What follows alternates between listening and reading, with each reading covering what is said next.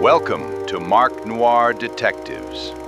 Like, subscribe, and stay with the mystery. Tell me, which part of the world are you watching from? Chapter 1. The 12 False Faces. At 11 minutes past 8 on a wet Thursday morning, I was in the kitchen explaining to Fritz why a man who had eaten 3 buckwheat cakes, 2 eggs, 4 strips of bacon, and half a baked apple ought not to be accused of neglecting breakfast. Fritz had just produced evidence in the form of another plate when the telephone rang. I answered it in the office. Residence of Nero Wolfe. Archie Goodwin speaking. A woman said, "Mr. Goodwin, my uncle, has been murdered." She had a quiet voice, but the quietness was doing hard work. Under it something was shaking. Where? Blackridge House, near Katona. Harold Mercer. He was found last night in the library. The police say it may have been suicide, but it was murder. Who says so besides you? I do. Daniel does too, though they suspect him. That was convenient. A corpse, a suspect, and a relative with opinions before 9 in the morning. I asked her name. Evelyn Mercer. Harold Mercer was my uncle. Daniel is my cousin. Have you called the district attorney? The police are here. They have been here all night. I want Mr. Wolfe. That may be harder than getting the police. Mr. Wolfe does not leave his house on business. He will for $5,000. He would not leave it for 5,000 crowns, provided crowns were still useful. Hold the wire. I went to the kitchen. Wolfe was sitting at the table with his eyes closed while Fritz poured hot chocolate into a cup. The morning mail had not yet been admitted to his attention, and neither had the human race. A woman named Evelyn Mercer says her uncle was murdered in a locked library at Blackridge House near Katona. She offers $5,000. Wolfe opened his eyes. For what? For you. Pfui. She says the police suspect her cousin Daniel. Then, she should retain a lawyer. She says every clock in the house showed the same time. His fingers, which had been resting on the edge of the table, stopped moving. I continued, 10:18. Library clock, hall clock, bedrooms, kitchen, even unused rooms, all of them. How many? She didn't say. Ask, I returned. To the phone. How many clocks, Miss Mercer? 12. Were they all running? They appeared to be. Who first noticed the time? Everyone. That is the terrible part. The whole house seemed to say Uncle Harold died at 10:18. Where? Are you calling from? The morning room. The police are in the library. Stay there. I hung up and went back to Wolfe. 12 clocks, all showing 10:18. Wolfe took a sip of chocolate. A conspiracy of clocks is less likely than a conspiracy of people. That sounds promising. It is merely grammar. Tell her to come here at 11. She expects you to go there. She will survive disappointment. I phoned Miss Mercer and issued the invitation. She objected, appealed, and offered to double the fee. I explained that Nero Wolfe's body was private property and rarely transported. Finally, she agreed to come, but added that the police might arrest Daniel before noon. That did not move Wolfe. At 9, he went up to the plant rooms for his 2-hour session with the orchids, where murder, money, and frightened women had to wait below like tradesmen at the door. At 10:57, the bell rang. Evelyn Mercer was 30 or a little under, with dark hair tucked under a grey hat and a face that had spent the night learning not to collapse. Her coat was wet at the shoulders. She came into the office, took the red leather chair, and looked at Wolfe's empty desk chair. Where is he? Upstairs with the orchids. He comes down at 11. She glanced at the wall clock. It is 3 minutes slow. I looked at it. You're clock conscious. I shall be clock conscious for the rest of my life. At 11 precisely, Wolfe entered, crossed to his chair, and settled himself. His bulk always made the office seem as if an important piece of furniture had decided to breathe. He rang for beer, examined Evelyn Mercer, and said, "You may begin." She looked at me. Mr. Goodwin is present at all conversations concerning my business. She drew a breath. My uncle Harold Mercer owned Blackridge House and the Mercer Instrument Company. He was 62. He had never married. Daniel and I are the children of his two brothers, both dead. We lived at Blackridge off and on since childhood. Who was in the house last evening? My uncle, Daniel and me, Mrs. Lorna Vale, Uncle Harold's secretary, Andrew Pike, the company treasurer, Dr. Samuel Quist, an old friend, Leonard Shaw, the estate manager, Mrs. Bell, the housekeeper, two maids, a cook and a footman. An impressive audience. Proceed. Dinner ended at 9. Uncle Harold went to the library with Daniel. They had been arguing about money. At 10, Daniel came out and went to the billiard room. At 10:25, Mrs. Vale went to the library with papers for Uncle Harold to sign. The door was locked. She knocked and called. There was no answer. How was the door opened? Leonard. Shaw fetched the spare key from the housekeeper's cabinet. And your uncle? Dead beside his desk. He had been struck on the back of the head with a bronze horse that normally stood on the mantel. Windows. Closed and fastened from inside.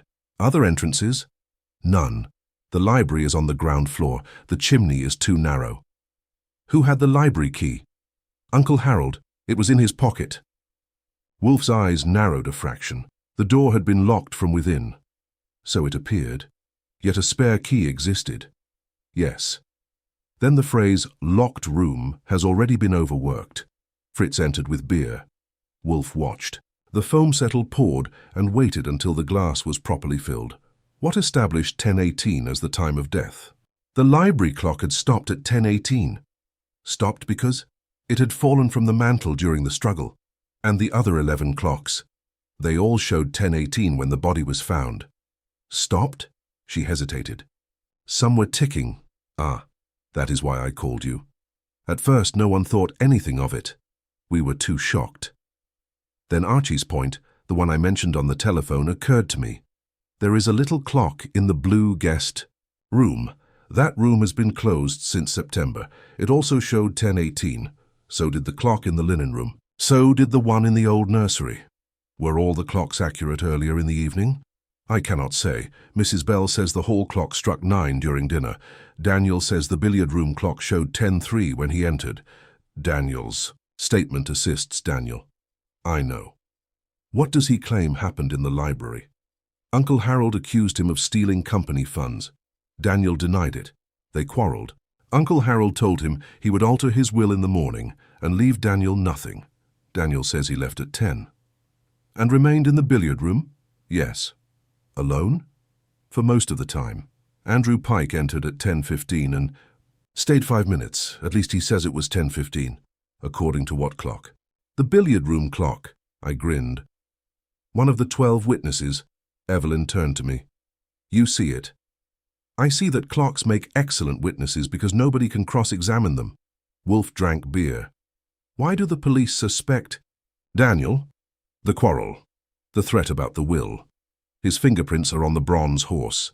He admits touching it during the argument.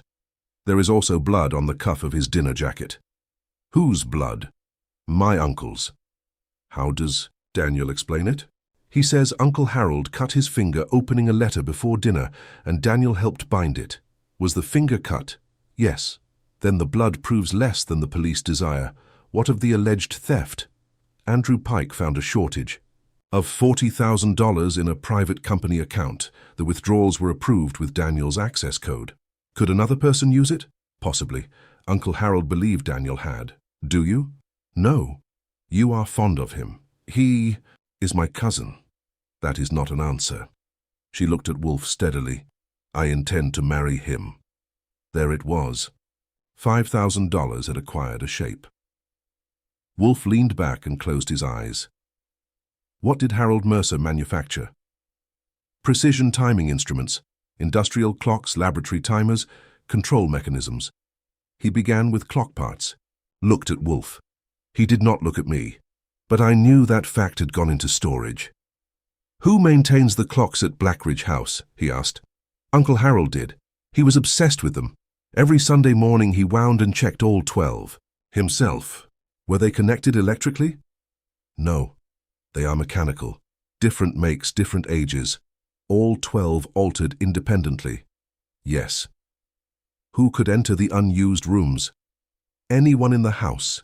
They are not locked. Who knew the police would treat 10:18 as significant? I suppose anyone who saw the body. That is too late. The clocks were prepared beforehand. She stared at him. You are certain 12 unrelated mechanisms do not arrive. At one false minute by theology, then someone changed them before the murder. Obviously. But why? To compel every person in the house to remember and repeat a manufactured time. The question is not why the clocks lied. The question is whose truth required 12 lies. She leaned forward. Will you take the case? Wolfe opened his eyes. I will investigate it. Mr. Goodwin will go to Blackridge House. I had expected that, but hope is a stubborn weed. Today. At once. It's raining. You own a raincoat, Evelyn Mercer said. The police may not permit him to examine anything. Mr. Goodwin has survived policemen before. That is one way of putting it, I said. Wolfe ignored me. You will give him a list of every person who slept in the house, the location of each clock, and the movements of everyone between 9 and 10:30. He will inspect the clocks before they are corrected. The police ordered that nothing be touched. For once, official stupidity may be useful. She opened her handbag and took out a folded sheet. I made a list in the car. I took it. The 12 clocks were scattered through the house like planted jurors: library, main hall, dining room, drawing room, billiard room, kitchen, morning room, blue guest room, old nursery, linen room, upper corridor, and Harold Mercer's bedroom. Wolfe studied the list after I handed it to him. Were there 13 clocks yesterday? Evelyn blinked. I do not understand. Is any clock missing? I don't think so. Think. She pressed her lips together. There was a small travel clock on Uncle Harold's desk, a silver one. I did not see it after the body was found. Did you mention it to the police? I forgot. Do not blame memory when attention is at fault. Where is it now? I don't know. Wolfe turned to me. You will learn. I got my coat from the hall rack. As Evelyn rose, Wolfe spoke again. Miss Mercer, one detail. When the library door was opened at 10:25, did any clock in the house strike the quarter hour or half hour? She stood still. The hall clock struck once while we were in the corridor. At what apparent time? 10:30. But its hands showed 10:18? Her face changed. Yes, I remember now. The hands showed 10:18, but it struck the half hour. Wolfe's lips pushed forward. Excellent, I don't see why. You are not expected to. I escorted her to the front door. The rain had thickened, and West 35th Street looked as if somebody had washed it without drying. Before stepping out, she caught my sleeve. Mr. Goodwin, does he already know who did it? He knows the hall clock can count better than it can point. With Wolfe, that is enough to spoil someone's sleep. We took my car north. Evelyn sat beside me, silent most of the way. I drove through the grey morning while windshield wipers argued with the rain. At Katona, we turned onto a narrow road bordered by black trees and stone walls. Blackridge House appeared on a rise, broad and dark, with 12 tall windows across the front. It had the kind of dignity money buys after the owner has spent years teaching it not to look new. A state police car stood near the entrance. Another sedan was parked under the porte cochere. A uniformed trooper opened the door before we reached. Inside, the main hall smelled of damp wool, furniture polish, and last night's fear. 6 people were waiting there, though none admitted it by posture. A broad man with iron-grey hair stood near the fireplace. A thin woman in black held a notebook against her chest. A young man with a bruised mouth stared at Evelyn. An older woman in housekeeper's grey watched everybody. Above them, the hall clock showed 10:18, then it struck 11. Every head in the hall turned toward it, mine included. The hands remained fixed on the lie, but the mechanism knew the truth. I took out my notebook. Somebody in Blackridge House had changed 12 faces. Somebody had forgotten that a clock has a voice. Chapter 2. A Mechanical Explanation. Broad man by the fireplace turned out to be Inspector Kramer, which was inconvenient for both of us. Kramer belonged in Manhattan, where he had earned the right to enter Wolfe's office without being invited, smoke cigars Wolfe disliked, and accuse me of concealing evidence before I had decided whether there was any evidence to conceal. His presence at Blackridge House was explained by the dead man's business. Harold Mercer's company had offices on Lower Broadway, the missing $40,000 had crossed city banks, and the district attorney had requested assistance from homicide. Kramer looked at me as though the rain had brought in something the servants should remove. "What are you doing here?" "Admiring the clocks. You can admire them from the road." "Miss Mercer invited me.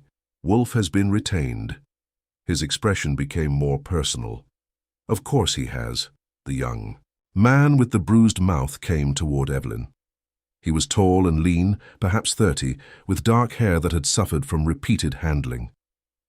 His dinner clothes had been replaced by grey trousers and a blue shirt, but he still wore the exhausted look of a man who had spent the night answering the same question for people who disliked the answer. "Evelyn," she took his hand. "Daniel, this is Archie Goodwin." "I know who he is." "That saves time," I said. "You are the man who left a murder victim at 10 o'clock and was thoughtfully observed elsewhere when he died." Kramer growled. "Goodwin, I'm only organizing the facts. You organize them outside." Before I could improve the conversation, the hall clock began another performance. Its hands still pointed to 10:18, but the works inside gave a dry metallic click, gathered their courage, and struck 11 times. The last stroke trembled through the hall. The thin woman in black pressed the notebook tighter against her chest. "That clock has been behaving strangely for 2 days," said the older woman in grey. "She was Mrs. Bell, the housekeeper. She had a square face, pale eyes, and the calm authority of a woman who had spent 30 years correcting both servants and furniture." Kramer turned to her. "You said there was an electrical fault." "Yes, Inspector. Tuesday afternoon. The lights dimmed, the kitchen range stopped, and the telephone exchange made a buzzing sound. Mr. Shaw called the power company, the broad iron-grey man near." The fireplace inclined his head. That made him Leonard Shaw, the estate manager. His face was weathered, and his shoulders were built for carrying sacks, though the dark suit suggested he had long ago persuaded others to carry them. "The power company found a damaged line near the east gate," Shaw said. "A branch had cut the insulation." Kramer pointed at the hall clock. "Mrs. Bell says the fault affected the clocks. She knows the house better than I do." That was a clever answer, because it agreed with her without accepting responsibility. I stepped under the clock and opened the glass door covering its face. The hands had not jammed against each other. The minute hand was firm. I moved my head closer and listened. Kramer said, "Don't touch it." "I'm breathing on it." "Breathe somewhere else." Mrs. Bell said, "Mr. Mercer had electric. Regulators fitted to several clocks. They correct the time automatically." "How many?" I asked. She looked at me without enthusiasm. "Most of them." Most is a word used by people who dislike counting. Kramer removed a cigar from his pocket, but did not light it. Wolfe had trained him badly in that respect. The current surged. The regulators advanced the clocks, that's all. All 12 by 17 minutes, apparently. And then all 12 stopped at 10:18? They didn't stop. You just heard this one strike. I heard it striking train work. Its hands haven't moved. Kramer's jaw shifted. The hands were thrown out of position. Daniel spoke for the first time. "That is what Uncle Harold said happened on Tuesday. He intended to reset them Sunday." I looked at him. He let 12 inaccurate clocks remain inaccurate for 5 days? He was busy. Evelyn shook her head. "That is not like him. Uncle Harold corrected a clock if it lost 30 seconds. Mrs. Bell answered sharply. "He told me not to interfere."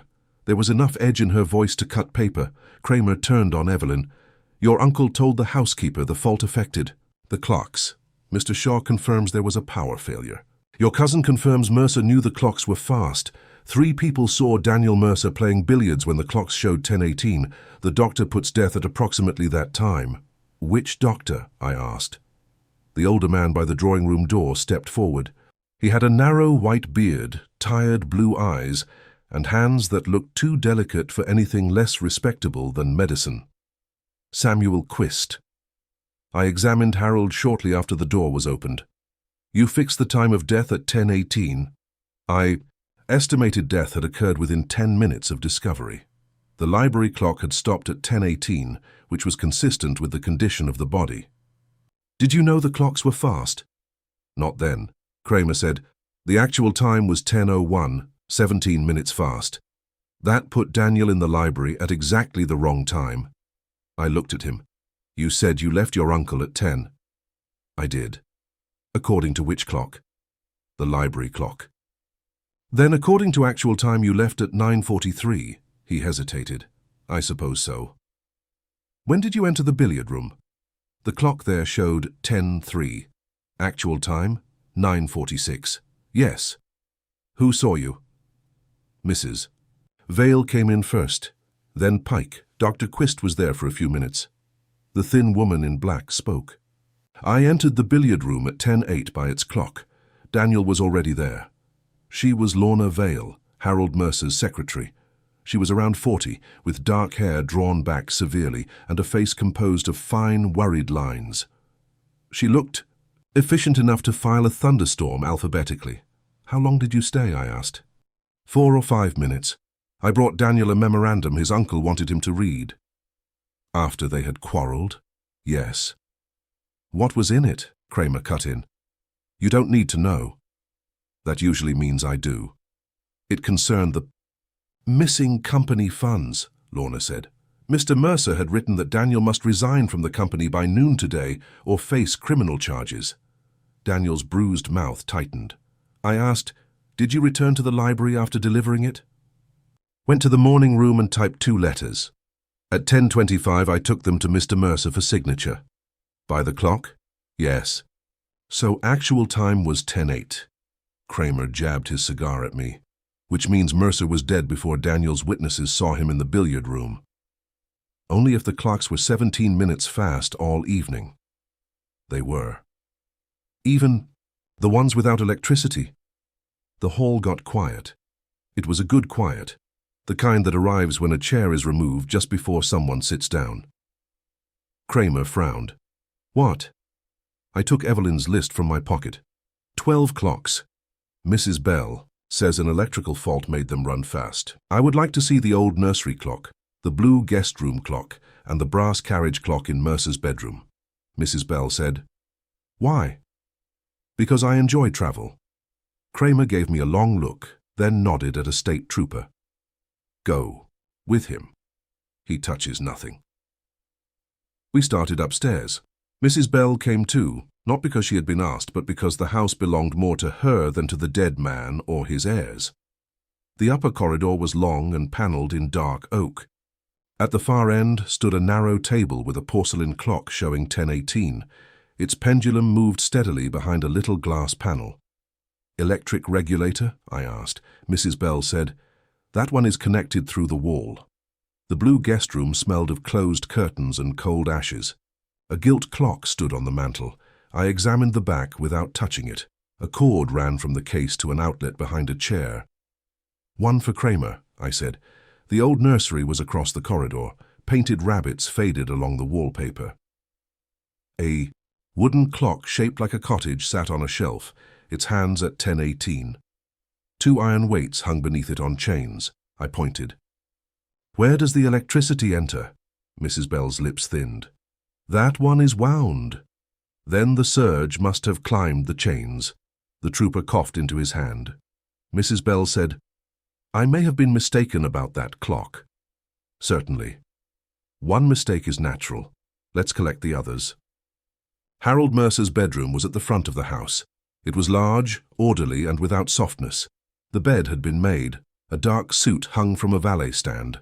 On the mantel stood a brass carriage clock, heavy and square, with beveled glass panels. Its hands showed 10:18. I crouched to inspect it.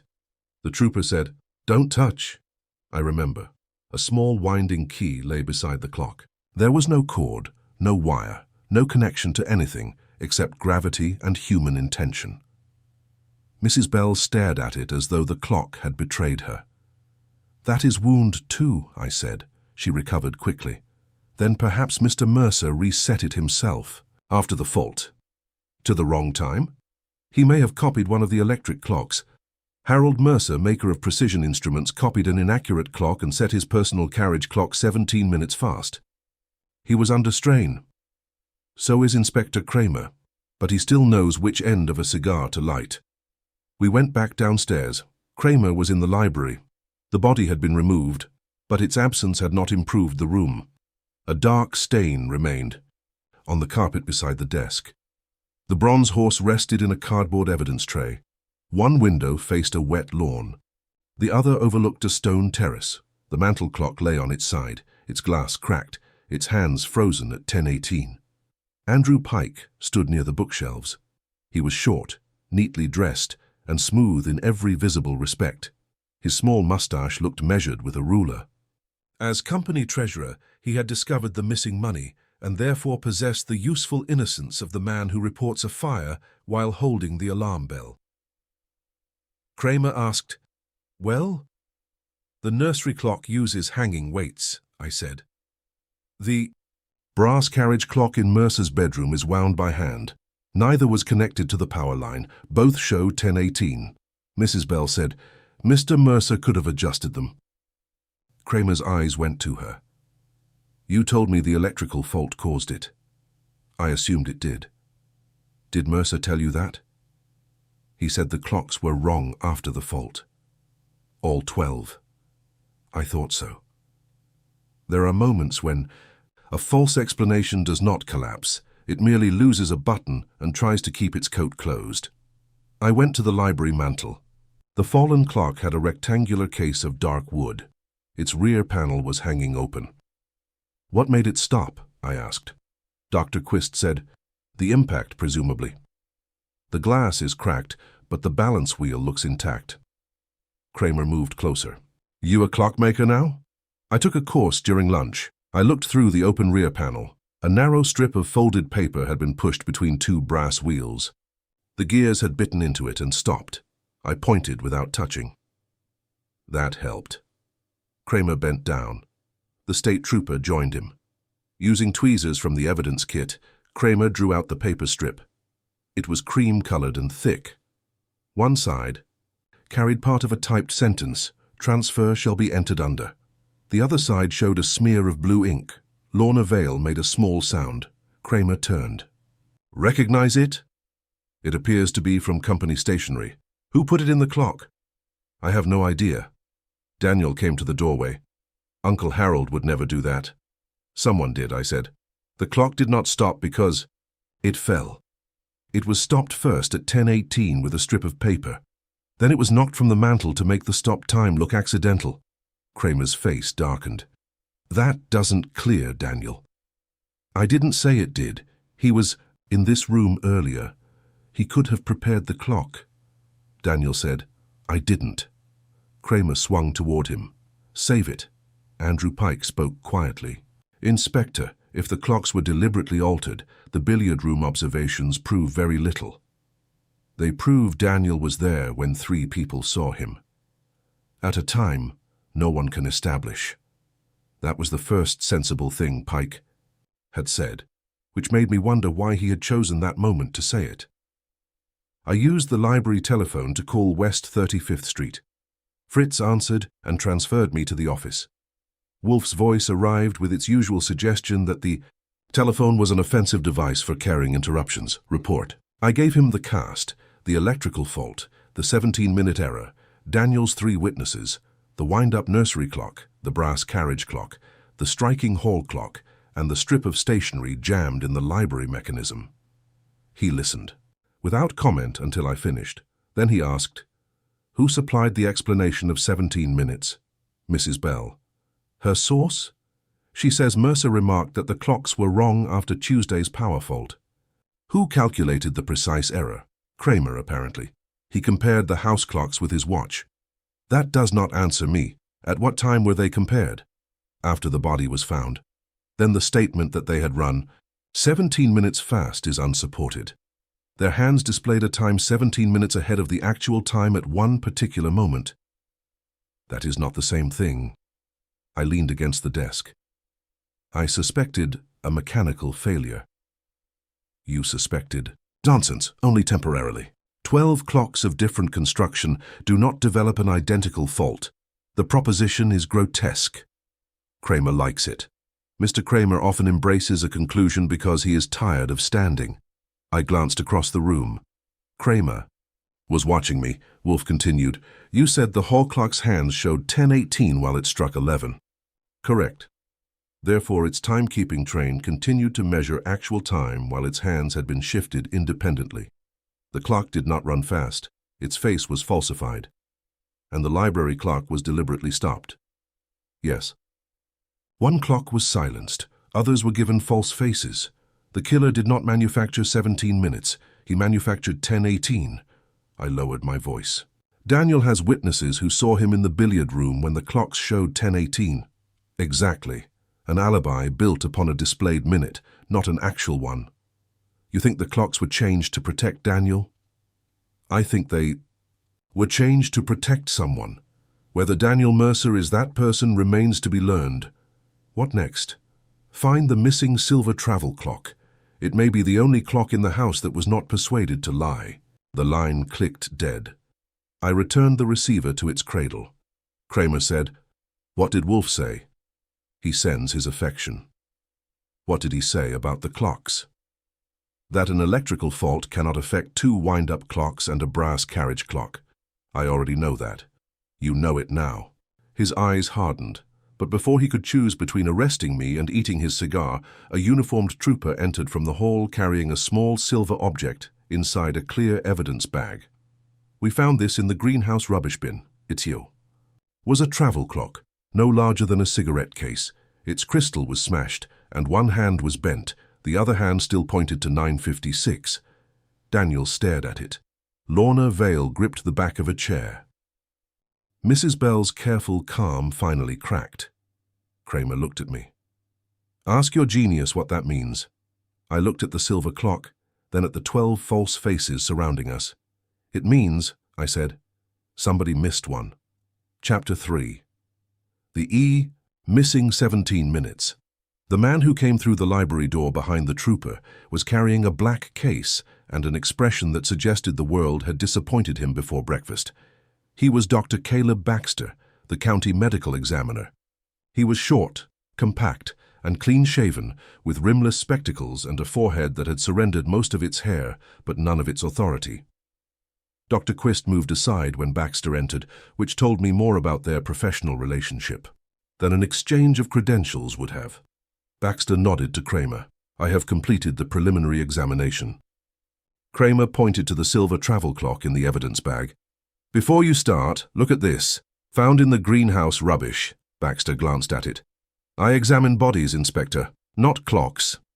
In this house, you may have to expand." The medical examiner placed his case on Harold Mercer's desk. His gaze moved over the bloodstain, the fallen mantel clock, and the bronze horse in its tray. "Dr. Quist estimated death within 10 minutes of the discovery," Kramer said. Dr. Quist stiffened. "I made a reasonable judgment under difficult conditions." "You made a judgment," Baxter said. "Whether it was reasonable can wait." Quist's beard seemed to bristle. Baxter opened a folder. Mercer died from one heavy blow delivered to the rear of the skull. Death was nearly immediate. Judging from body temperature, muscular response, blood condition, and the stomach contents, the probable time of death was between 9:55 and 10:05. Kramer looked at the hall through the open door, as if one of the clocks might object. "Actual time?" he asked. "Time as measured by my watch and the instruments at the county laboratory. I have no interest in the domestic opinions of the furniture." I liked Baxter. Daniel stepped into the library. "Then I couldn't have killed him." Kramer turned. "You were with him until 10. By the library clock. You said the clocks were 17 minutes fast. If I left when that clock showed 10, the actual time was 9:43. I was in the billiard room before 9:50. According to you, Mrs. Vale saw me there. Lorna stood in the doorway. The billiard clock showed 10:08 when I entered. If it was 17 minutes fast, the actual time was 9:51. That puts you there 4 minutes before Baxter's earliest estimate, Daniel said. And I remained until nearly 10:13 by that clock, she added. Andrew Pike entered as I left. Pike gave a smooth nod. That is correct. Dr. Quist said. I joined Daniel in the billiard room soon afterward. He was there continuously. For the first time since I had entered Blackridge House, Daniel's shoulders came down from around his ears. A medical estimate is not a pardon, but to a man expecting handcuffs it can resemble a key. Kramer was not impressed. The estimate gives a 10-minute range. You could have left the billiard room, struck Mercer, and returned. The library is at the other end of the house, Evelyn said. It can be reached in less than a minute. Not without being seen. Kramer looked at her.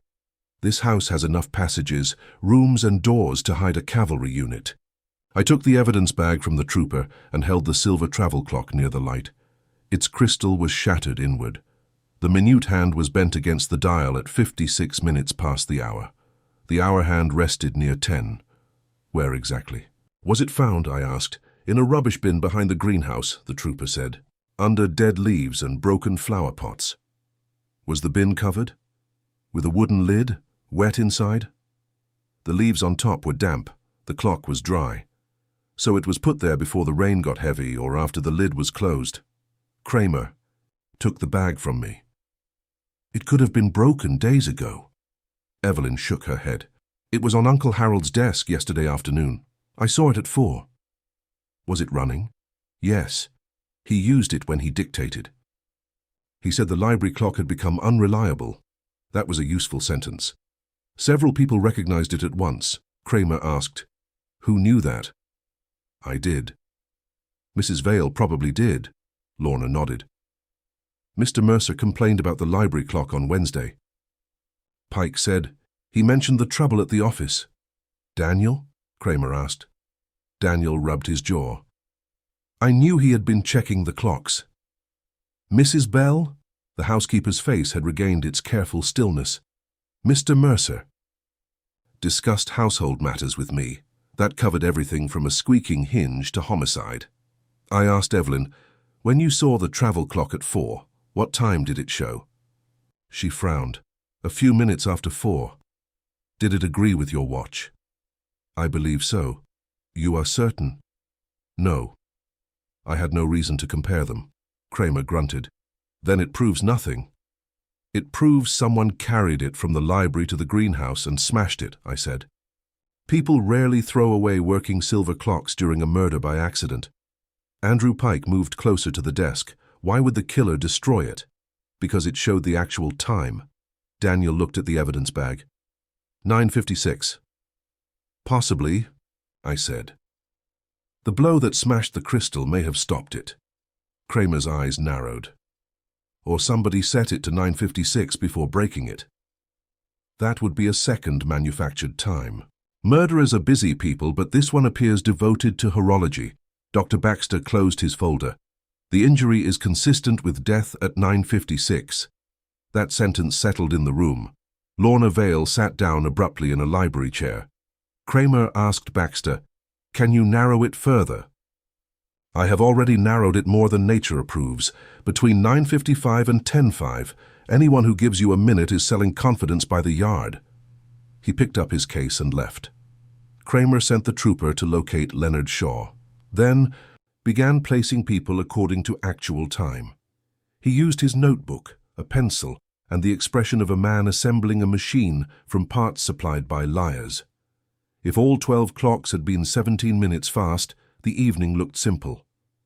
Dinner had ended at an apparent 9, which meant 8:43. Daniel had entered the library soon afterward and left when its clock showed 10, actual 9:43. He reached the billiard room 3 minutes later. Lorna saw him there from 9:51 until approximately 9:56. Pike entered around 9:58. Quist arrived shortly after 10. Under that arrangement, Daniel had witnesses during nearly all of Baxter's interval. Kramer tapped his pencil against the desk. You could have left while Pike was getting a drink. Pike said, I was with Daniel continuously. You were selecting a cue when I went to the sideboard, Daniel said. For perhaps 20 seconds. Kramer pointed toward the corridor. Enough to get through that door. Not enough. To cross the hall, enter the library, kill my uncle, lock the door, and return. Unless you had already arranged it. Daniel laughed once without amusement. Arranged what? A bronze horse that swung itself? Kramer told him to keep quiet, left them and walked through the ground floor with Evelyn. The 12 clocks remained untouched under police orders, each displaying 10:18 with the stubborn innocence of identical twins accused of cheating. The drawing room clock was electric. The dining room clock had a spring mechanism. The morning room clock was battery-powered. An ugly modern object Harold Mercer reportedly disliked but tolerated because it had been a gift from a client. The kitchen clock plugged into the wall. The billiard room clock was a tall regulator with a weighted pendulum. Different mechanisms, different manufacturers, different tolerances, and one shared lie. In the billiard room, 3 balls remained. On the green cloth. 2 cues leaned against the table. A glass containing the remains of brandy stood on a side cabinet. Whose? I asked. Andrew Pike's, probably, Evelyn said. Daniel rarely drinks brandy. I examined the clock. Its pendulum was moving, but the hands were fixed at 10:18. Did this strike? Only on the hour. Did anyone hear it strike 10, she thought. Daniel says it did while he was playing. That would have been actual 9:43 if it was 17 minutes fast. Yes. But the hall clock later struck the correct hour while displaying the wrong minute. She followed me. So the clocks were not running fast. That is what Wolfe said. I phoned him from a small writing desk near the billiard room windows. Fritz answered, and after a short delay, Wolfe came on. Dr. Baxter, the medical examiner, places death between 9:55 and 10:05 actual time, I reported. The silver clock stopped at 9:56 and may have been smashed during the murder. Daniel claims he was in the billiard room throughout the interval. Lorna, Pike, and Quist support most of it. Do they support it by reference to their watches? No, by the house clocks. Then they support nothing. They physically saw him, at various moments whose actual times are unknown. If all the clocks were 17 minutes ahead, we can subtract 17. We cannot. I glanced at the clock above the billiard room fireplace. That has been everyone's favorite arithmetic. It is fraudulent arithmetic. You have not established that any clock ran 17 minutes fast. You have established only that at some later moment their hands all displayed 10:18. The witnesses remember other displayed times, 10:03, 10:08, 10:15. Do they? I paused. Wolfe's voice sharpened. Archie. A clock whose hands have been manually advanced by 17 minutes will thereafter show a consistent error if allowed to continue running. A clock whose hands have been fixed at 10:18 will not. Which condition existed? Several were still ticking. Some pendulums were moving. The hands were stopped. Then the phrase 17 minutes fast is not merely inaccurate, it is a deliberate distraction. I looked again at the billiard clock. The pendulum swung in calm arcs beneath hands that refused to move. Go on, I said. The clocks had not all been advanced by 17 minutes at the beginning of the evening. If they had, their hands would have continued beyond 10:18. Someone altered them at different moments or disconnected their hand mechanisms after arranging the display. But witnesses remember seeing different times before the murder. They remember what they have since been told they saw. Memory is obliging when supplied with a number. That is hard on 3 witnesses. It is hard on all witnesses. When was 10:18 first stated aloud? I searched my notes. Lorna tried the library door at apparent 10:25. Shaw fetched the spare key. When they entered, someone saw the fallen clock at 10:18. Who? I haven't asked. Ask. Also determine who first announced that every clock was 17 minutes fast. Mrs. Bell gave the electrical explanation. That is not the same question. I heard the faint clink of china at his end. It was near lunchtime, and murder was competing with shad roe or sweetbreads. The killer needed witnesses to place some event at 10:18, Wolfe continued. But Dr. Baxter's estimate places death before that manufactured time. Therefore, the purpose was not simply to conceal the hour of death. It was to establish where someone was at 10:18. Indeed, Daniel was seen playing billiards, according to the present account, so the false time was designed to clear him, or to make his alibi appear so ostentatiously perfect that it would later be exposed as false. That was worth a moment. You think someone framed him by giving him an alibi? A manufactured alibi can become evidence of guilt when the manufacture is discovered, especially if the beneficiary appears to be the only person with reason to create it. I whistled softly. Wolfe disliked whistling on the telephone. Confine yourself to words. The killer changed 12 clocks so everyone would remember Daniel safely in the billiard room at 10:18. Then, when the trick was found, we would assume Daniel changed them. Possibly. But do not marry a hypothesis before meeting its relatives. What do you want? The sequence, not the displayed times. Ask each person what happened immediately before and after seeing Daniel. Meals served, drinks poured, telephone calls, doors opened, sounds heard. Human events are often better. Clocks than clocks. He disconnected. I found Kramer in the morning room questioning Mrs. Bell. Leonard Shaw had joined them. Rain streaked the windows, and a fire struggled in the grate. Kramer said, "Wolfe finished solving it from his chair? He has reduced the number of innocent clocks to 0. I turned to Mrs. Bell. When was 10:18 first spoken aloud last night? She looked at Kramer before answering. I cannot recall. Someone saw the library clock on the floor. Mrs. Vale did. Lorna was summoned. She stood near the window, pale but composed. When the library door was opened, I said, "Who first mentioned 10:18? She answered immediately. Andrew Pike. Pike, brought in from the hall, denied it. I said the clock had stopped. I did not state the time. Dr. Quist was called. He rubbed his beard. I believe Pike said 10:18. Yes, I am almost certain. Pike's smooth face hardened. You are mistaken. Daniel entered behind him. You did say it. You were kneeling beside Uncle Harold. I was checking for a pulse. That was Dr. Quist's job. I acted instinctively. I wrote it down. Who first said the clocks were 17 minutes fast? This time the silence pointed before anyone did.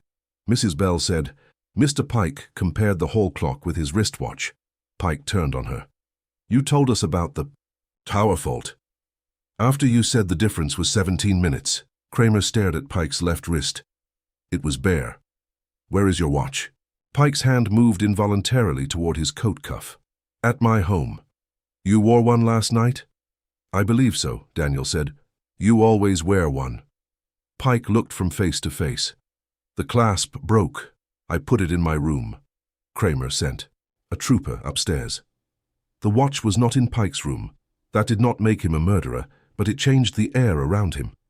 I returned to the library and stood before the fallen clock. The paper strip used to jam its gears had come from a typed financial document. Andrew Pike handled financial documents. He had discovered the missing $40,000. He had apparently announced 10:18 before anyone else and supplied the precise 17-minute difference.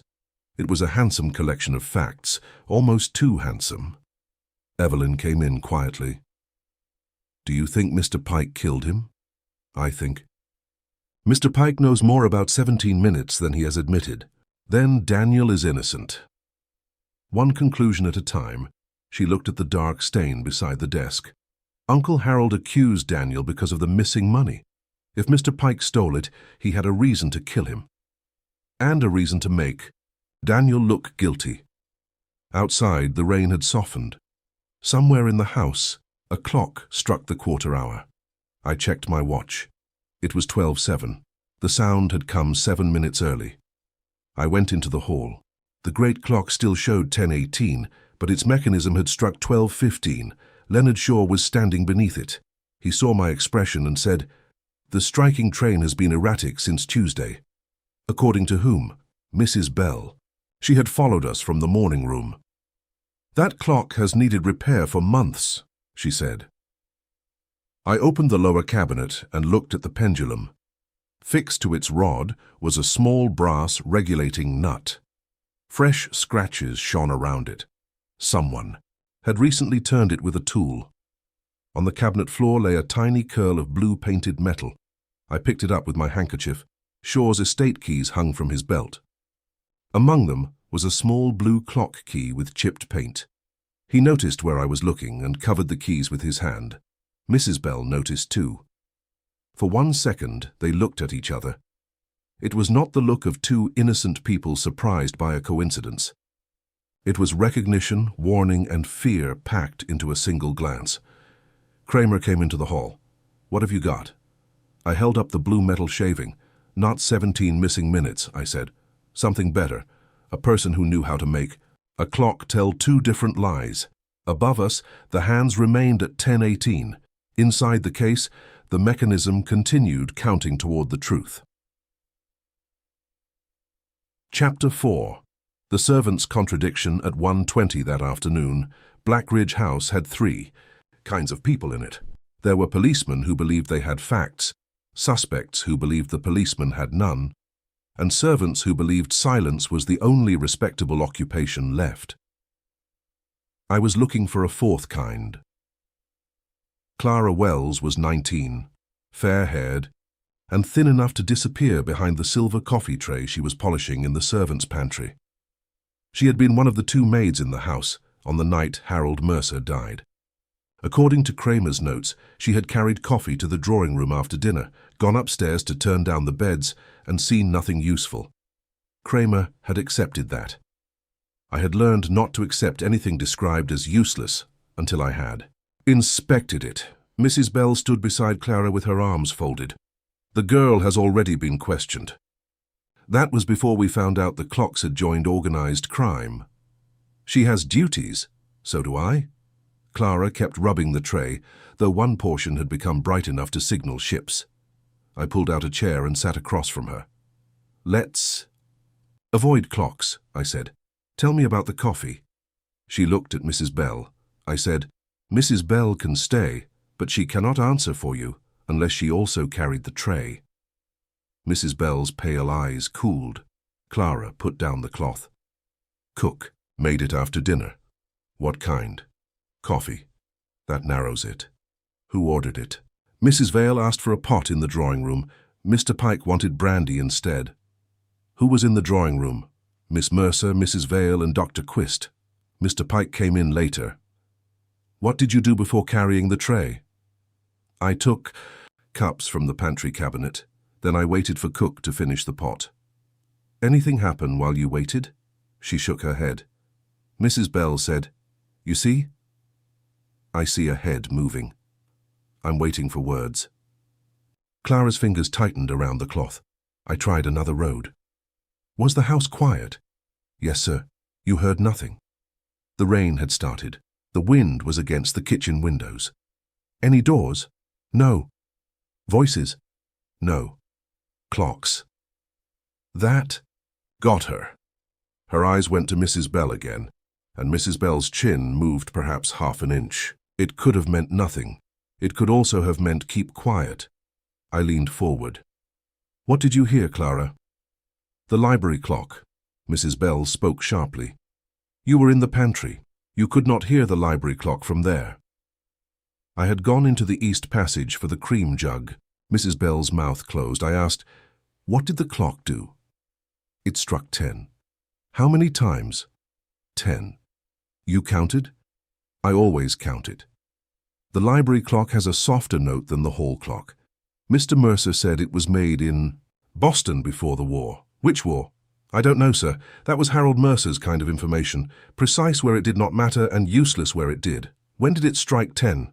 "Just before I carried the coffee into the drawing room." "How long before?" "A minute or 2. "Who saw you enter with the tray?" "Miss Mercer and Mrs. Vale." Dr. Quist held the door. "I found Evelyn in the morning room and brought her in. She confirmed that Clara had delivered the coffee shortly after 10 by Evelyn's wristwatch." Lorna Vale agreed. Dr. Quist, when summoned, remembered opening the drawing room door for the maid. Kramer came into the pantry during the discussion and stood under the lintel with his cigar unlit. "What have you started now?" "Coffee? Goodwin."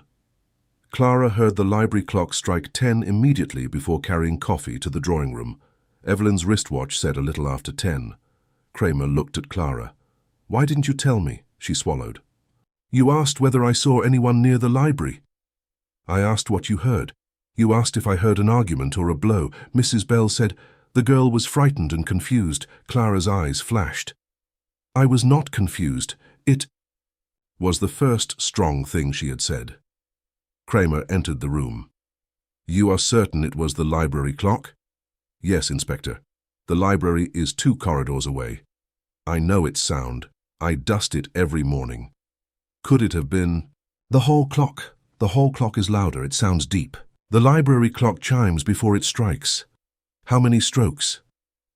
10. Kramer rubbed his jaw. If the library clock had already been 17 minutes ahead, it should have displayed and struck 10:17 at the actual hour of 10, assuming. Its striking train agreed with its hands. It should not have struck 10. Clara's memory did not fit the electrical fault story, the uniform advancement story, or any other story currently available in Kramer's notebook. I used the pantry telephone. To call Wolfe. Fritz informed me that Wolfe was at lunch. "This is urgent. Monsieur Wolfe regards digestion as urgent." I reminded him that Wolfe had forbidden foreign words, which was unfair to Fritz, but improved my mood. 2 minutes later, Wolfe came on. This had better justify an interruption. Clara Wells, maid. At actual 10 o'clock, or within a minute of it, she heard the library clock strike 10. She then carried coffee to Evelyn, Lorna, and Quist. 3 witnesses confirmed the delivery time by Evelyn's wristwatch. Was the library clock capable of striking? Yes. Did it strike according to its displayed hands? I haven't established that. Establish it. I can tell you the consequence. If its hands had already been advanced 17 minutes, it should not have struck 10 at actual 10. Correct. So the clocks were altered later. Not. Merely later, after the murder. That gave me pause. Baxter's earliest estimate is 9:55, and the silver travel clock stopped at 9:56. If Clara heard the library clock strike the correct hour at 10, the mantel clock had not yet been stopped at 10:18. Therefore, the killer struck Mercer before 10, left the clock operating normally, and returned afterward to manufacture. The false time. Unless Clara is lying. Why would she invent a fact that contradicts her employer's housekeeper and alarms a murderer? People lie for less. Indeed. Test her statement, but do not discard it because it is useful. I looked at Kramer, who was questioning Clara again. What interval did the killer have? The body was discovered when? Lorna tried the library door at actual 10:08, assuming her recollection of the house clock is worthless, and Evelyn's watch is right about the coffee. Do not assume. Fix the sequence. I reviewed it aloud. Clara delivered coffee shortly after 10. Lorna remained in the drawing room long enough to drink half a cup, then went to the morning room, collected the letters she had typed earlier, and carried them to the library. Evelyn estimated that at 8 or 9 minutes past 10. Lorna found the door locked and raised the alarm. Wolfe said, then the clocks were altered between approximately 10 and 10:08. All 12? Possibly not by one person, and possibly not all during that interval. But the library clock, the crucial one, was stopped then. The others may have been prepared in advance to be fixed or disconnected rapidly. That is a lot of ground to cover in 8 minutes. Only if the culprit traveled honestly through corridors. There are no secret passages, according to Shaw. Mr. Shaw's statement is not architecture. I heard the scrape of Wolfe's chair. Lunch had probably suffered enough. Who could move through the house during those minutes without attracting attention? I consulted my notes. Daniel was in the billiard room, but Pike admits he lost sight of him briefly. Mrs. Bell says she was checking doors and rooms.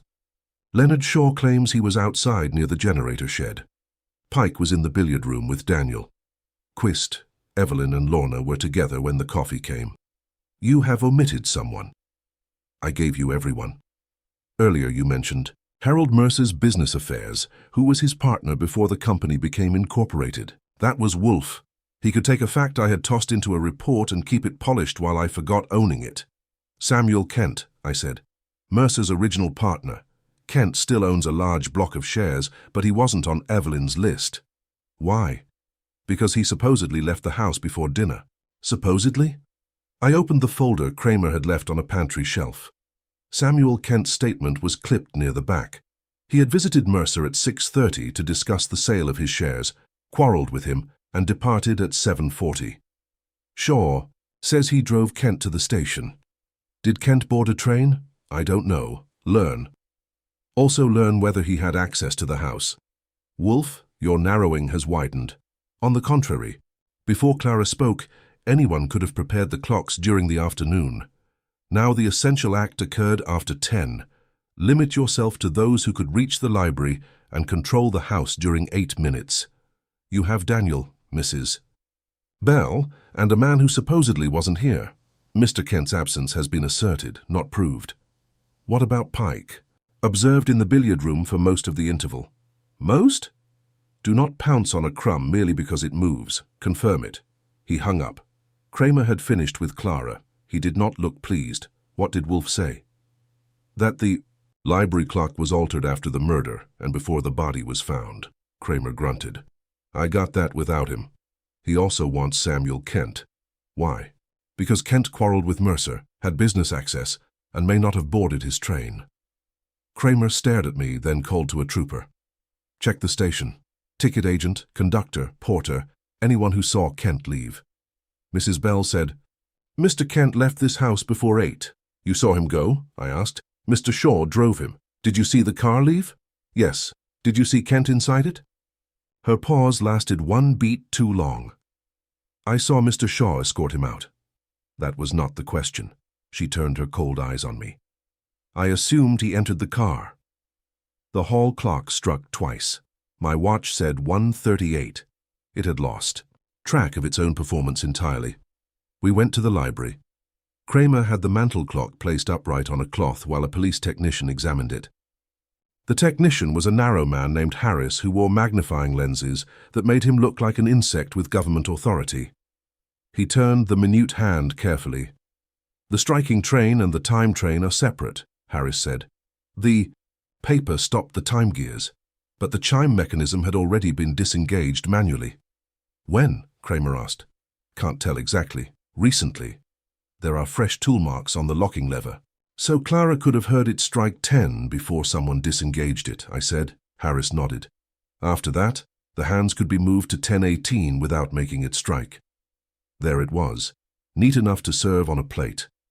The clock had told the correct hour at 10. Someone had entered after Clara heard it, silenced the chime, moved the hands to 10:18, jammed the gears with company paper, and knocked the case from the mantel. Kramer said, the killer returned to the room. Or had never gone far, I said. The library door's lock was a heavy brass mortise lock. The deadbolt could be turned from inside with a thumb piece or from outside with either of 2 keys. Harold's key had been found in his pocket. The spare was kept in Mrs. Bell's cabinet. Who had the spare between 10 and 10:08? I asked. Mrs. Bell answered from the doorway. It was in the cabinet. Locked? Yes. Who had the cabinet key? I did. And where were you? Moving between the upper corridor and the servants' hall. Alone? I do not require an escort to perform my duties. That put Mrs. Bell into the available interval with access to the spare key and enough authority to walk anywhere. Without explanation, Daniel had opportunity of another kind. The billiard room opened onto a narrow side corridor leading toward the library terrace. Pike admitted that Daniel had been out of his direct sight, while Pike poured brandy and selected a cue. It was probably less than 2 minutes, but a prepared man would not need long to enter with a key, alter 1 clock, lock the door, and return. Samuel Kent's opportunity depended on whether he had truly left. The station inquiry answered that, at 2:15, a trooper entered the library with rain on his hat. The ticket agent sold Kent a ticket for the 8:10 train to Manhattan. Kent never used it. The conductor knows him and says he wasn't aboard. Kramer's face tightened. Find Shaw. Leonard Shaw was located in the greenhouse, where he claimed to be checking storm damage. He came into the library with mud on his shoes and irritation on his face. Kramer held up Kent's statement. "You told us you drove Samuel Kent to the station." "I did. He didn't take the train. That is not my concern." "Where did he go?" Shaw looked toward Mrs. Bell. That was the second glance between them, and this one was even less innocent than the first. "Kent asked me to stop near the south gate," Shaw said. "He said he had changed his mind and would walk to the village inn. Why didn't you mention it?" "You asked whether I drove him from the house." "I did." Kramer stepped closer. "Did he return?" "I don't know." "The south gate has a path leading to the library terrace," I said. Shaw's eyes moved to me. "It also leads to the greenhouse, the stables, and the road." "Did Kent have a key to the terrace door?" "He had keys when he was Mr. Mercer's partner. That was years ago." "Were the locks changed?" Shaw did not answer immediately. Mrs. Bell did it for him. "The library terrace lock has never been replaced. Kramer sent 2 men to find Samuel Kent." By 3 o'clock, the mechanical explanation had been taken apart and spread across the library rug. The clocks had not been driven ahead by electricity. The critical clock had still been correct at 10. Harold Mercer had probably been dead by then. During the brief interval before Lorna discovered the locked door, someone had entered, created 1018, and departed with the room secured. Only 3 people had a reasonable path to that act. Daniel Mercer could have slipped from the billiard room. Mrs. Bell controlled the spare key in the servants' passages. Samuel Kent had not taken his train and may still have possessed an old key. Andrew Pike stood near the shelves listening while Kramer summarized the possibilities. He was no longer at the center of the circle, though the strip of financial paper and his missing watch kept him close to its edge. Pike said, "If Kent returned, why alter every clock?" "To give himself a later time of departure," Daniel suggested. "His departure was before dinner, then to make the murder appear connected to me."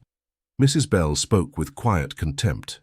"Every person accused in this house claims someone arranged the world against him."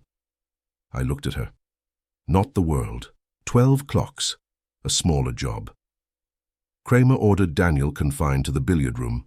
Mrs. Bell kept under observation, and every road between Blackridge House and the village searched for Kent. I called Wolfe again from the office. "You were right," I said. "Kent never boarded the train. Shaw let him out at the south gate, which connects to the library terrace. The lock was never changed. Clara's statement has been verified mechanically. The library clock struck the correct hour at 10. Then, someone disengaged the chime, shifted the hands, jammed the works, and knocked it down. Who could perform that operation? Anyone with fingers and 2 minutes, an extravagant estimate. 30 seconds would suffice if prepared. Then Daniel, Mrs. Bell, and Kent had opportunity. Opportunity is a corridor, Archie, not a destination. Any preference? Mrs. Bell lied about the electrical fault. Daniel benefits from the false alibi. Kent lied about leaving. Each possesses something the others lack. Which is? Mrs. Bell controlled the house. Daniel controlled the quarrel. Kent controlled the reason Harold Mercer had summoned him. What reason? You have not learned it. I will. Also, ask Clara what was on the coffee tray besides coffee. I frowned. Cups, cream, sugar. Do not answer for her. The line went dead. I found Clara in the pantry again. What was on the tray besides coffee? She counted carefully. 4 cups, saucers, spoons, cream, sugar, and the little silver dish. What silver dish? For Mr. Mercer's tablets. What tablets? His heart medicine. Mrs. Bell told me to place them on the tray because Mr. Mercer was expected to join the drawing room. Did he? No. What happened to the dish? Clara's face changed. It was gone when I brought the tray back. Who took it? I don't know. Who was nearest the tray? Dr. Quist poured coffee. Mrs. Vale passed the cups. Miss Mercer was by the fire. And Pike? He entered just before I left. I asked the next question slowly. Was Samuel Kent in the drawing room? Clara's lips parted. Mrs. Bell appeared in the pantry doorway. The girl looked at her, and fear returned all at once. I didn't see him. she whispered. That was not the same as saying he had not been there. From somewhere beyond the east passage came a soft metallic click. Then a door closed. I ran for the corridor, reached the library terrace entrance, and found it swinging on its latch. Rain blew across the stone floor. A line of wet footprints led from the south garden to the door. They ended inside the house. Someone had returned to Blackridge after the police arrived, or someone who had never left had finally decided to move. Chapter 5. The Clock That Betrayed. The trick wet footprints are useful only when they belong to someone considerate enough to keep walking. The prints beyond the terrace door crossed 6 feet of stone, reached the library carpet, and disappeared. Whoever had entered had either removed wet shoes, wiped them, or stepped into footwear waiting inside. Since murderers seldom pause to protect expensive rugs, I favored the third choice. Kramer ordered the terrace secured and sent 2 troopers into the south garden. They returned with rain on their coats, mud on their trousers, and nothing in custody. The path divided near a yew hedge. One branch led to the south gate, another to the greenhouse, and a third curved toward the servants. "Wing, could be Kent," Kramer said. "Could be Shaw," I said. "He was inside. So was everyone else we suspect." Kramer gave me the look he used when deciding whether my presence was an obstruction or merely a disease. Before he settled it, a trooper reported that Samuel Kent had been found at the village inn. Kent had arrived there shortly after 8 the previous evening, rented a room, ordered whiskey, and remained until shortly before midnight. The innkeeper had seen him go upstairs at 9:30 and come down at 10:40. A chambermaid claimed she had heard him moving in his room between those times, but she had not seen him. That removed nothing except comfort. Kramer drove to the inn to collect Kent personally. I stayed at Blackridge because Wolfe had taught me that a clue generally prefers the place where everyone has already stopped looking. The greenhouse stood 50 yards south of the mansion, connected to it by a covered stone walk. Rain rattled on its glass roof. Inside, rows of benches held ferns, winter herbs, and neglected flowering plants that would have caused Wolfe to write a letter of protest to the governor. Leonard Shaw was standing near a broken pane with a workman and 2 troopers. He had taken off his coat and rolled up his sleeves, revealing forearms strong enough to swing a bronze horse without assistance. "You were told to remain in the house," I said. "I was told not to leave the grounds. You interpret instructions generously. I have work to do." So did Harold Mercer. Shaw's mouth tightened. "Are you accusing me?" "I'm having a conversation. Accusations cost extra." One of the troopers was examining the rubbish bin where the silver travel clock had been found. I inspected the surrounding floor. It was paved with old brick, damp near the door and dry beneath the benches. A scattering of dead leaves had been swept into a corner. Beside them was a low cabinet used for tools, twine, and clay pots. Its lower door stood slightly open. I crouched and pulled it wider with my handkerchief. Inside were empty seed trays, a coil of hose, 2 rusted pruning knives, and a folded piece of green baize. "What is that?" I asked Shaw. "Table covering. It looks like billiard cloth. It was used to wrap plant stands." I lifted it carefully. Something hard rolled beneath it and struck the cabinet wall with a small metallic knock. The object was a mantel clock. It was smaller than the library clock, with a brass case and a white enamel dial. One glass side panel was cracked. Its hands stood at 1 minute past 10. Shaw came closer. "I've never seen that clock. You manage the estate. I don't inventory every piece of rubbish. It was wrapped in billiard cloth and hidden in a greenhouse cabinet. That promotes it above rubbish," I called the trooper over. He took possession of it while I examined the cabinet interior. The dust on the upper shelf had been disturbed recently. A narrow track showed where the clock had been pushed behind the folded cloth. The winding hole at the back was empty. On the cabinet floor lay half of a small steel key. The broken end was bright. I asked Shaw, "Where did this clock come from?" "I told you, I don't know." Mrs. Bell had entered the greenhouse behind us.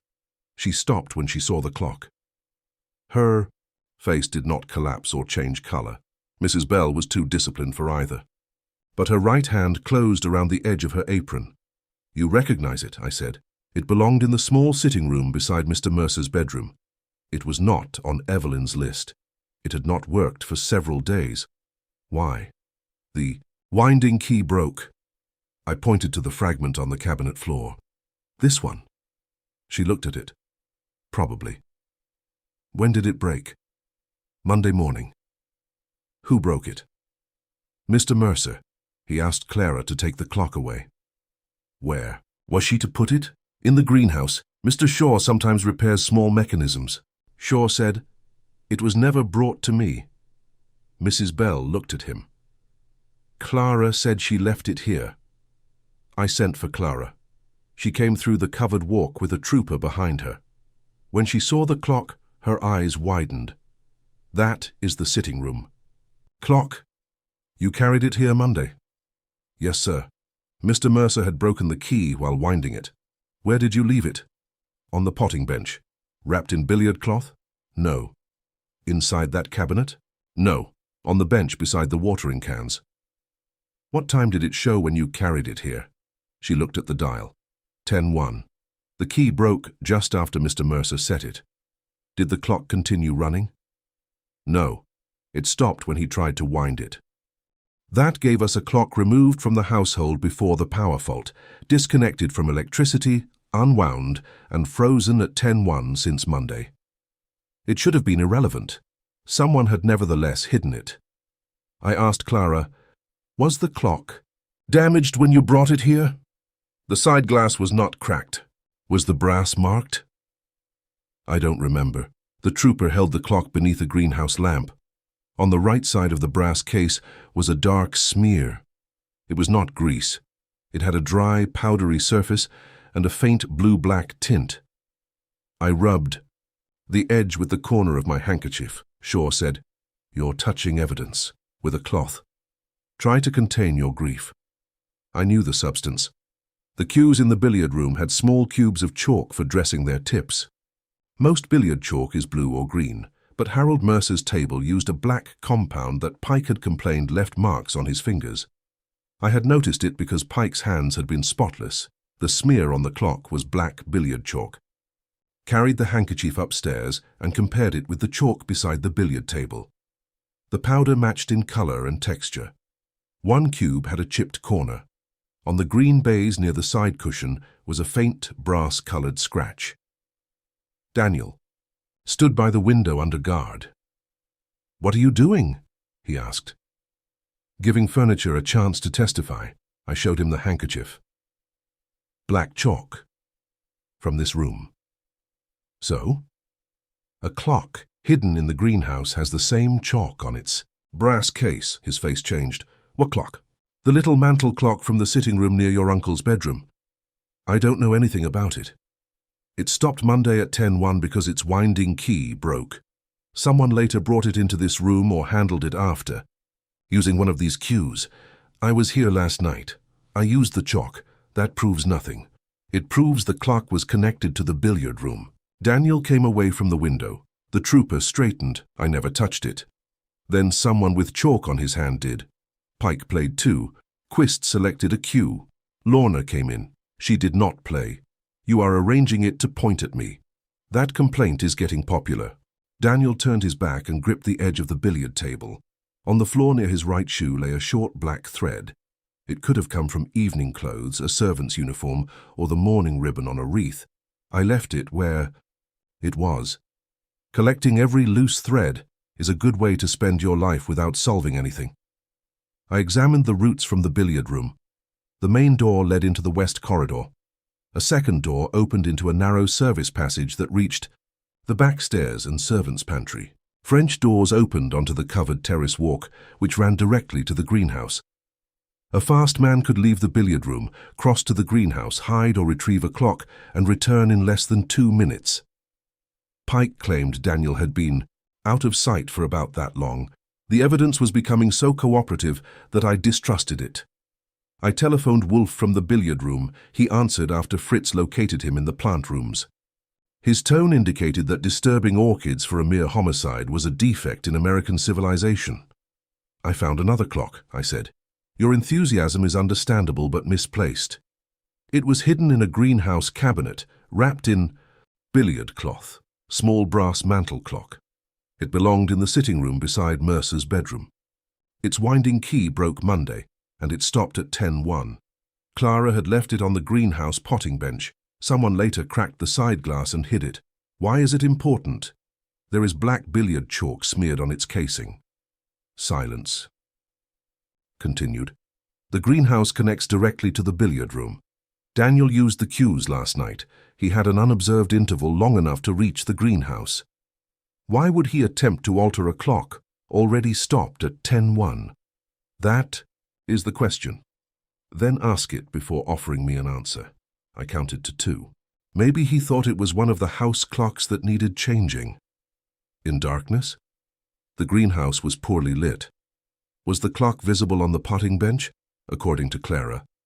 Then the person changing the clocks entered the greenhouse, saw a clock, seized it, and attempted to alter it to 10:18. But the winding key was broken. The hands can be moved without winding it, unless the key fragment obstructed the rear arbor or the case was designed to prevent hand adjustment without opening it. I went back to the evidence clock. The rear panel had a small latch. One of the troopers opened it under my direction. The internal hand-setting lever was bent. A fresh scratch crossed the brass plate. Someone tried to force the setting lever, I reported. It bent. The clock was probably dropped during the attempt cracking the glass. And it remained at 10:01. Yes. Then it did not betray the actual time of the murder. It betrayed the attempt to change every clock. Precisely. More important, it establishes the direction of movement. The culprit went from the billiard room to the greenhouse while carrying chalk on one hand or cloth. That points at Daniel. It points toward a room, not a man. He says he stayed there all evening. Did he say he never entered the greenhouse? I haven't asked. Do so. I called Daniel to the telephone table. Did you go into the greenhouse last night? He answered too quickly. Certainly not. During dinner? No. After your quarrel? I went directly to the billiard room. Did you touch the small clock now in police custody? I have never seen it. I relayed the denial. Wolfe made a dissatisfied sound. The chalk may have been transferred deliberately, by someone framing Daniel, or by Daniel pretending to be framed. Human ingenuity does not improve when multiplied without evidence. What do you make of the clock showing 10:01? It proves the conspirators' objective was uniformity, not accuracy. A stopped clock showing 10:01 was dangerous merely because it contradicted 10:18. Therefore, it was attacked and hidden. Someone was trying to make literally every clock in the house agree. Yes. Why bother with one in the greenhouse that no guest would see? Because the culprit did not know whether it would be found. The plan depended upon the claim that all clocks had been affected by one event. A single clock showing another time would expose the claim. That happened anyway with the silver travel clock. The silver clock was on Mercer's desk and could not be prepared safely before the murder. It was destroyed afterward. The greenhouse clock was an unexpected complication. So the culprit knew about most of the clocks, but not this one. Exactly. That narrowed the knowledge. Mrs. Bell knew the household inventory. Shaw managed the property. Clara knew she had moved the broken clock. Daniel might not. Pike and Quist would have had little reason to know it existed. Mrs. Bell knew it was in the greenhouse, I said. She says she did. Shaw claims he didn't. Claims are not facts. Clara placed it there. Her hands carry no billiard chalk, not unless she plays after bedtime. Wolfe ignored that. Who ordered the use of black chalk? I asked Daniel. My uncle, he said. He said blue chalk stained the green cloth. Who supplied it? Samuel Kent. His company imports sporting equipment. I returned to the telephone. Kent supplied the black chalk. Interesting, but not yet nourishing. Bring the clock, the chalk, the billiard cloth, and the broken key to me. You want the evidence in Manhattan? I want to see it. Kramer will object. Then persuade him. It is among your few professional functions. When I hung up, Kramer had returned with Samuel Kent. Kent was 60, lean, silver-haired, and dressed in a brown suit that had endured both rain and police custody. His eyes were sharp and tired. He looked at Daniel with dislike, at Mrs. Bell with recognition, and at the hidden greenhouse clock with genuine surprise. Kramer placed it on the billiard table. "Ever see this?" Kent examined it. "At Blackridge, years ago." "You supplied." "The billiard chalk found on it." Kent looked at the smear. "I supplied a case of chalk 6 months ago. That hardly makes me responsible for where it travels." "Where were you between 9:30 and 10:40 last night?" "In my room at the inn." "Alone?" "Yes." "Why didn't you take the train?" "Because Harold telephoned the inn and asked me to return." The room tightened around him. Kramer said, "You never mentioned a telephone call." "You never asked." That answer had been attempted too often in one house. "Did you return?" Kent met his eyes. "I walked back through the south gate. I reached the greenhouse shortly before 10. Daniel stared at him. Kramer stepped closer. "Did you enter the house?" "I intended to. Then I saw someone cross from the billiard room into the greenhouse." "Who?" Kent looked at Daniel. "A man in evening clothes. He was carrying a small clock." Daniel's face went white. Kent continued, "He dropped it. I heard the glass break. Then he picked it up and hid it in a cabinet."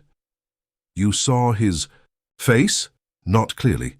But you think it was Daniel?" The height and build were similar. Daniel moved toward him, but the trooper blocked the way. "You liar." Kent did not flinch. "I saw what I saw." "Why didn't you tell the police?" "Because I left. Harold and I had quarreled. I had returned secretly. I knew how it would appear." "It appears worse now," Kramer said. Kent spread his hands. "I understand that." I watched his cuffs. There was no chalk on them, but he had spent the night at an inn and the morning under police attention. Plenty of time for soap. Kramer turned to Daniel. "You said you never entered the greenhouse." "I didn't. Kent places you there with the clock. He's protecting himself. Pike says you were out of sight. Chalk from this room is on the clock. The route takes less than a minute." Daniel looked at Evelyn, who had entered unnoticed. Her face was pale. "Evelyn, I swear to you." She did not answer. Kramer ordered the trooper to search Daniel's room again, then took me aside. "Wolfe still think the clocks were meant to frame him?"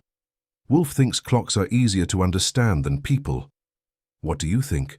I looked at the small brass clock. Frozen at 10:01, a prepared alibi had been created for Daniel. Evidence had then appeared proving that the alibi was manufactured. Now a hidden clock, black chalk, and a secret witness all placed Daniel in the middle of the trick.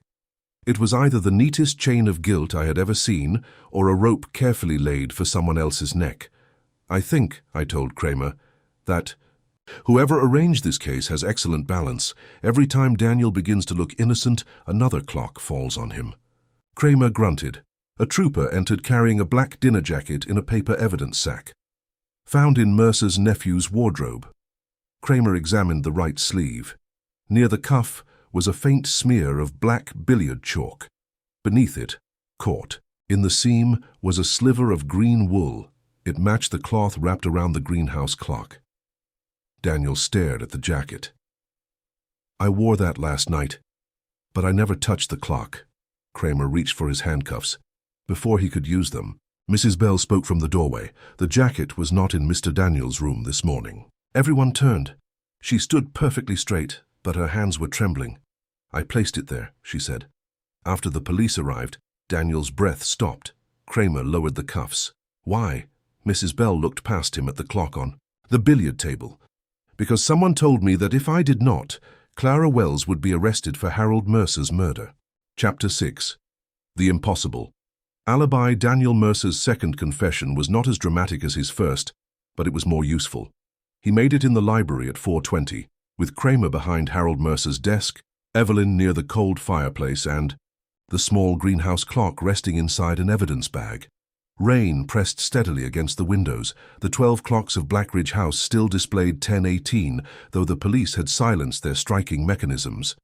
Kramer placed Daniel's dinner jacket beside the clock, black billiard chalk on both. Green cloth on your cuff matching the cloth wrapped around the clock. Samuel Kent saw a man of your height carry it into the greenhouse. Are you still saying you never touched it? Daniel looked at Evelyn before answering. I touched it. Kramer's eyes narrowed. You lied. Yes. Why? Because I knew what you would think. That excuse is getting worn out. Daniel moved toward the desk, but a trooper stepped between them. I went into the greenhouse looking for my cigarette case. It was silver, with my initials. I had smoked there before dinner and thought I had left it on the potting bench. What time?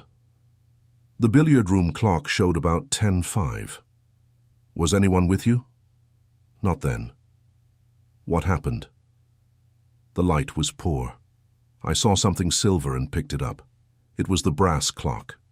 My fingers were covered with chalk. Because I had just prepared a cue, the clock slipped, struck the edge of the cabinet, and cracked its side glass. You wrapped it in billiard cloth? I did. And hid it? Yes. Why? My uncle was absurd about his clocks. I had already quarreled with him. I did not want another argument. Kramer picked up the evidence bag. This clock had been broken for days. Its winding key had snapped. Why did you try to move its hands?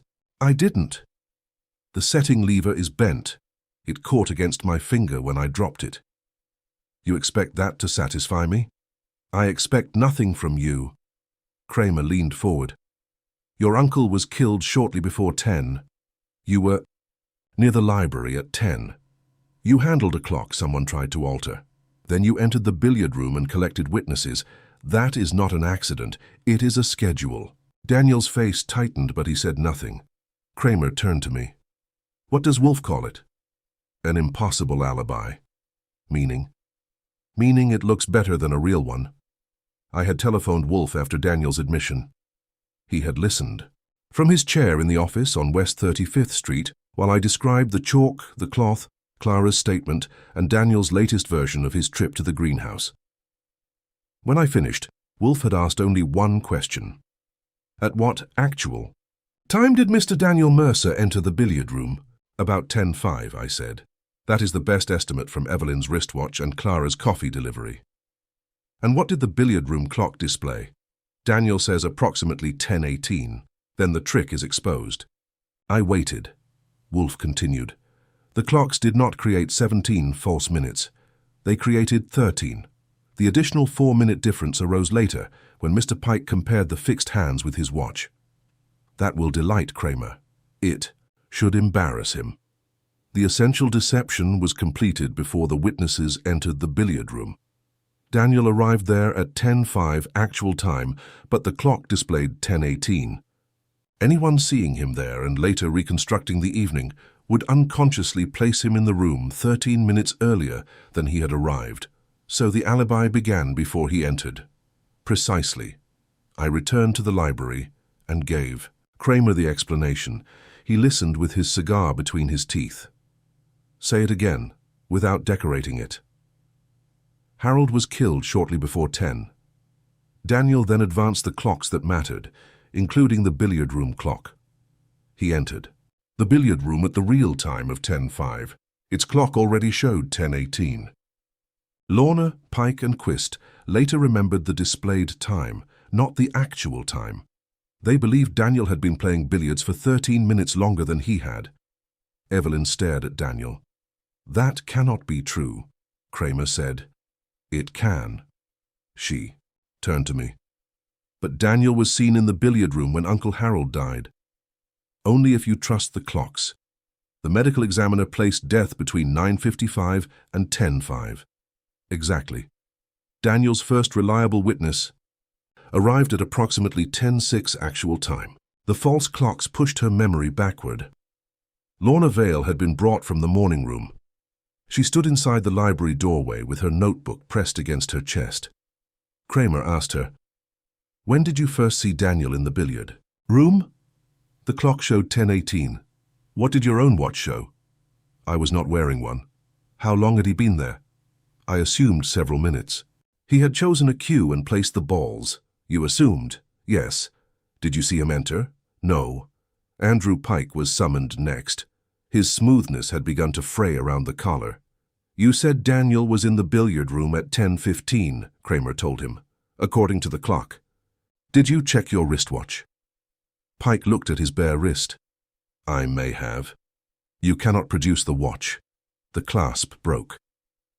Convenient. Pike said nothing. Dr. Quist admitted that he had relied entirely upon the billiard room. Clock. He had found Daniel leaning over the table, cue in hand, and had concluded the game had been underway for some time. He could not say whether it had begun 30 seconds or 10 minutes earlier. The three witnesses had not created Daniel's alibi. Daniel had created it for them.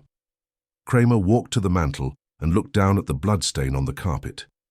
Here is how I see it. Daniel argued with Mercer. Mercer threatened to disinherit him and report the missing money.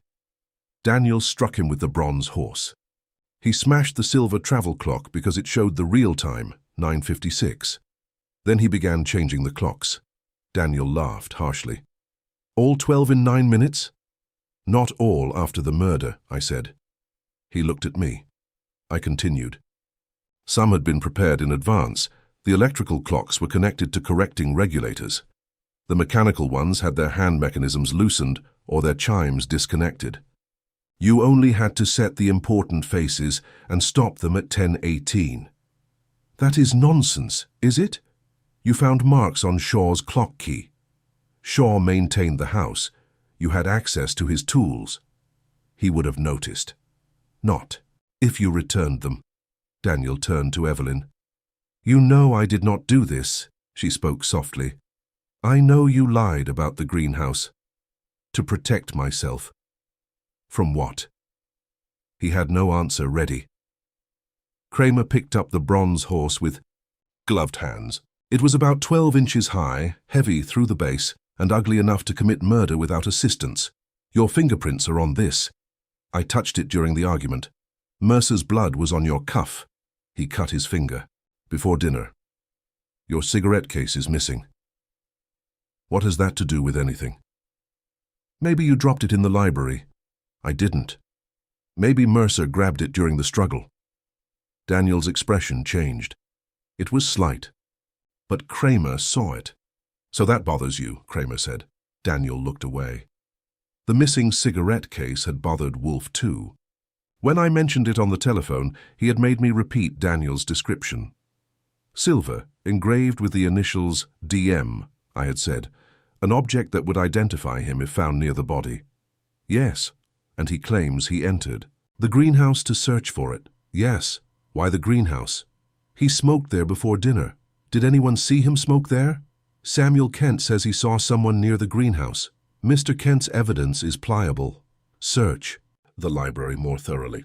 Kramer ordered the search. The troopers removed books from lower shelves, inspected the desk drawers, lifted the carpet edges, and examined the space beneath the radiator. Harris, the police technician, took the bronze horse from its tray and studied the hollow base.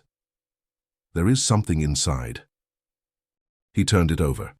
A small felt pad covered the opening. One corner had been torn loose.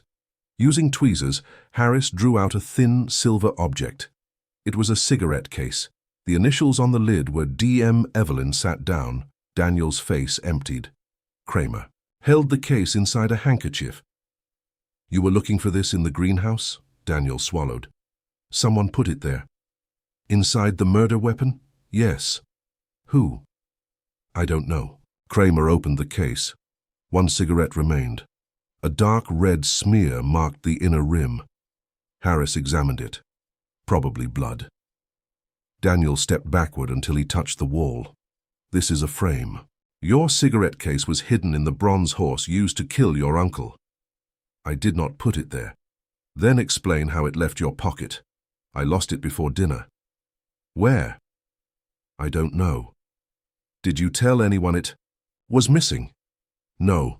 Then the person framing you had to know you had lost it, find it, conceal it in the weapon, alter 12 clocks, plant chalk on another clock, and arrange 3 witnesses around you. That is a great deal of devotion. Daniel said nothing. I telephoned Wolfe again. The cigarette case was inside the bronze horse, I reported. Blood on it. Daniel says he lost it before dinner. Wolfe was silent long enough for me to Hear the elevator door upstairs. Then he said, "Satisfactory. You sound disappointed." "I am hungry, not disappointed." "Kramer is ready to arrest him." "He may." "That sounds almost like permission." "It is a conclusion." Daniel Mercer killed Harold Mercer shortly before 10. He had already prepared the electric regulators and loosened the hands of the mechanical clocks. After the blow, he stopped the silver travel clock by smashing it, concealed his cigarette case in the weapon, altered the library clock after it struck 10, and went to the billiard room. At 10:05 actual time, yes, the billiard clock displayed 10:18. When witnesses entered, they accepted the face before them. Later, they converted that displayed minute into elapsed time. 13 minutes that had never passed became an alibi. What about the greenhouse clock? An error. During his circuit, Daniel saw it and attempted to include it. The broken setting lever defeated him. He dropped it, marked it with chalk, wrapped it in cloth and hid it.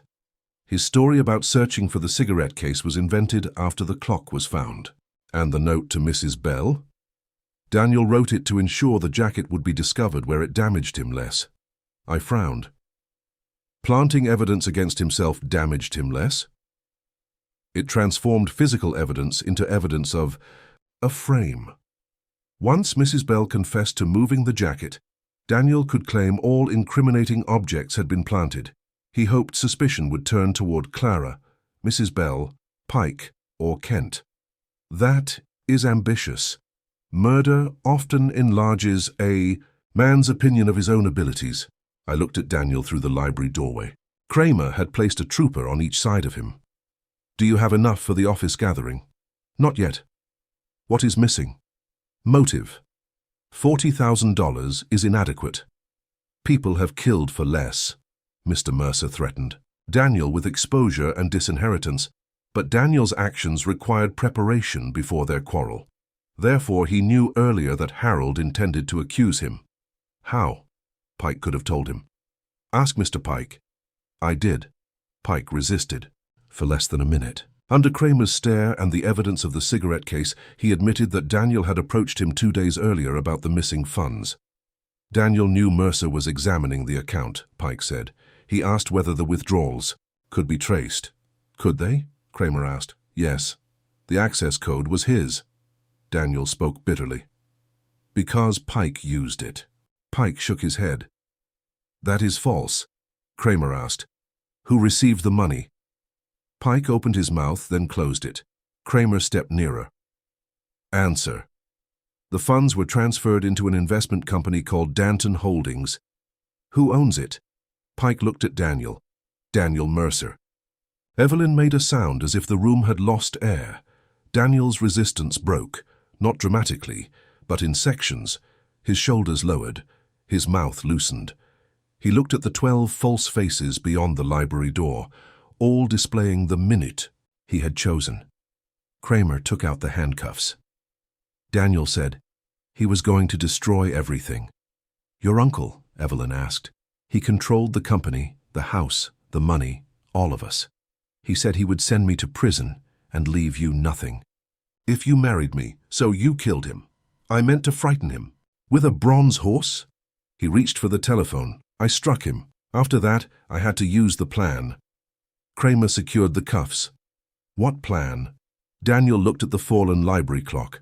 I had been adjusting the regulators for days. I knew everyone would blame the electrical fault. I thought if the clocks agreed, nobody would question them. I said, "You gave 12 witnesses the same face." He looked at me. "I only needed them to believe I had been in the billiard room before he died." "And the missing 17 minutes?" "They were not missing. They never existed." Kramer led him toward the door. As Daniel passed Evelyn, he stopped. She did not look at him. The hall clock's hands still showed 10:18. Behind its false face, the mechanism had finally been silenced. Daniel had built his innocence from 13 imaginary minutes, then added 4 more through confusion and repetition. It had been a handsome alibi. Its only defect was that it required everyone to trust the clocks. Nero. Wolfe trusted reason. Chapter 7. The Unchanged. Watch Kramer did not put Daniel Mercer into the police car. He got him as far as the front steps, where the rain had stopped and the wet stone shone under the entrance lamps. Then he halted, looked at the handcuffed man, and turned back toward the house. Confessions have their uses, but Kramer had lived too long among lawyers to mistake one for a conviction. Daniel had admitted striking Harold Mercer, yet he had already lied about the greenhouse, the cigarette case, and the movements of his dinner jacket. A defense attorney could claim exhaustion, coercion, panic, or confusion. He could say Daniel had confessed only after being confronted with evidence someone else had planted. Kramer brought him back to the library. "I want proof that does not depend on chalk, cloth, clocks altered by unknown hands, or a statement." "You can deny tomorrow." Daniel sat in the chair beside the desk. "The handcuffs remained on his wrists. You have my cigarette case inside the weapon. Someone could have put it there. That is what I said. You also confessed." "I said I struck him." I was confused. Kramer looked at me. "There." It took him 3 minutes. Daniel raised his head. "I want a lawyer." "You will get one." "Then I have nothing more to say." Kramer took out a cigar and rolled it between his fingers. "I have the feeling Wolfe left something out. He usually leaves out whatever I need most. Call him." The telephone was on Harold Mercer's desk. I dialed the brownstone and reached Wolfe after Fritz informed me that dinner was approaching and civilization had already suffered enough interruptions. "Kramer wants proof beyond Daniel's confession," I said. "Daniel has withdrawn it before the ink dried." "What proof has Mr. Kramer preserved?" "Bronze horse, blood-stained cigarette case, greenhouse clock, jacket fibers, chalk, paper from the financial transfer, altered regulators, and enough contradictory statements to furnish a political convention. None proves that Daniel knew the actual time after the murder. He had to know it to construct the alibi." "Precisely." Kramer was close enough to hear my side. He motioned for the receiver. "I kept it." "What do you want examined?" I asked. "Daniel Mercer's wristwatch." I looked at Daniel. His cuffs hid most of his left wrist, but a leather strap was visible beneath his shirt sleeve. "Why?" "A man planning to falsify every clock must preserve one accurate instrument. Otherwise he cannot know when to enter the billiard room, when witnesses are expected, or how long remains before discovery. That could have been his wristwatch. It must have been." I covered the mouthpiece. "Wolfe wants Daniel's watch." Kramer held out his hand. Daniel drew his wrist back. "It stopped last night." "That is interesting," I said. "Most useful objects in this house stop when questioned." Kramer removed the watch himself after unlocking one cuff. It was a plain gold wristwatch with a brown leather strap. The hands showed 10:18. That was almost funny. Kramer placed it on the desk. "When did it stop?" Daniel rubbed his wrist. "During the evening." "You just said last night." "I don't know exactly. Did it stop before or after your uncle died?" "I wasn't watching it." "That is a poor answer from a man surrounded by clocks." Daniel said nothing. Kramer opened the rear cover with the small blade of his pocket knife. The movement inside was still ticking. He held it to Daniel's ear. "It hasn't stopped." Daniel's face tightened. "It must have started again." I returned to Wolfe. "The watch is running. Its hands show 10:18. Has the case been opened?" "Kramer has it open." "Examine the hand setting stem, the rim around the crystal, and the inner edge of the case." I asked Harris, the police technician, to bring his magnifying lenses. He placed the watch under the library lamp and examined it while Daniel watched from the chair. Harris turned the crown carefully. "It is stiff." "Old watch?" Kramer asked. "Possibly, but there are fresh scratches near the stem." He adjusted the lamp. The scratches were narrow and bright, cutting across older wear. Similar marks appeared around the bezel where the front cover had been pried loose. Harris removed the crystal. "The minute hand is bent slightly downward." "Meaning?" I asked. "Someone forced it past the hour hand. The hands caught, and a tool was used to separate them." "When?" "The scratches are fresh. Very recent." Kramer looked at Daniel. "You forced your watch to 10:18. Daniel stared at the floor. "Why?" Kramer demanded. "I wanted it to agree with the others." "After the body was found?" "Yes." "Why?" I was frightened. "Of an accurate watch?" Daniel's mouth closed. I spoke into the telephone. The watch was manually changed. Fresh scratches. The minute hand was forced past the hour hand. Good, Wolfe said. Good enough? It proves consciousness of the deception, not murder. Daniel feared that an accurate watch would reveal the false time, but a prosecutor will still require a link to Harold Mercer at the crucial minute. What? Link? The victim's own watch. His silver travel clock was smashed. Not that one. A man such as Harold Mercer did not entrust himself to a single timepiece. I remembered Evelyn describing him. Precision instruments, Sunday inspections, complaints over 30 seconds. You think he carried a pocket watch? I know he did. Miss Mercer referred to it when she said he cut his finger opening a letter before dinner. She said he checked, the hour before applying a bandage. That had passed through my notebook without stopping. I asked Evelyn, who stood near the library door. Did your uncle carry a pocket watch? Yes. A gold one. It belonged to his father. Was it found? On him. She looked at Kramer. He consulted the inventory taken from Harold's pockets. Wallet, keys, penknife, handkerchief, 2 letters, coin purse. No watch. Evelyn frowned. He always carried it in his vest. Daniel's head rose. It was only a movement, but it came too quickly. Kramer saw it too. Where is Mercer's pocket watch? Daniel said, I don't know. Did you take it? No. The forbidden word arrived by itself, but in the pressure of the moment, no one objected to it standing alone except Wolfe, who was not present to hear it. Kramer ordered another search of the library. The room had already been examined twice, but a search changes when you know what you are seeking. Troopers checked beneath the carpet, behind books, inside desk drawers, under chair cushions, and along the radiator pipes. I studied the desk. Harold had been found on the floor behind it. If the pocket watch had fallen during the attack, it might have slid beneath the heavy knee-hole panel. The desk stood on a thick rug, and its back rested only 2 inches from the wall. I got down on my knees. Kramer said, Lose something? My dignity, years ago. I used a flashlight under the desk. Dust, a paper clip, 2 dead beetles, and a narrow strip of gold appeared in the beam. The watch lay beneath the rear crosspiece, almost against the wall. Harris used long evidence, tongs to retrieve it. It was a heavy gold hunter watch with a dent in the outer cover. The crystal was cracked. The hands showed 2 minutes past 10. 10:02. The room became still. Dr. Baxter's estimate placed death between 9:55 and 10:05. Clara had heard the library clock strike 10. Daniel had been seen in the East Passage immediately afterward. The victim's watch had stopped at 10:02. Kramer looked at Daniel. That is closer than your 13 imaginary minutes, Daniel. Said nothing. Harris opened the cover. There is blood along the hinge. Could the fall have stopped it? Kramer asked. Likely. The balance staff is broken.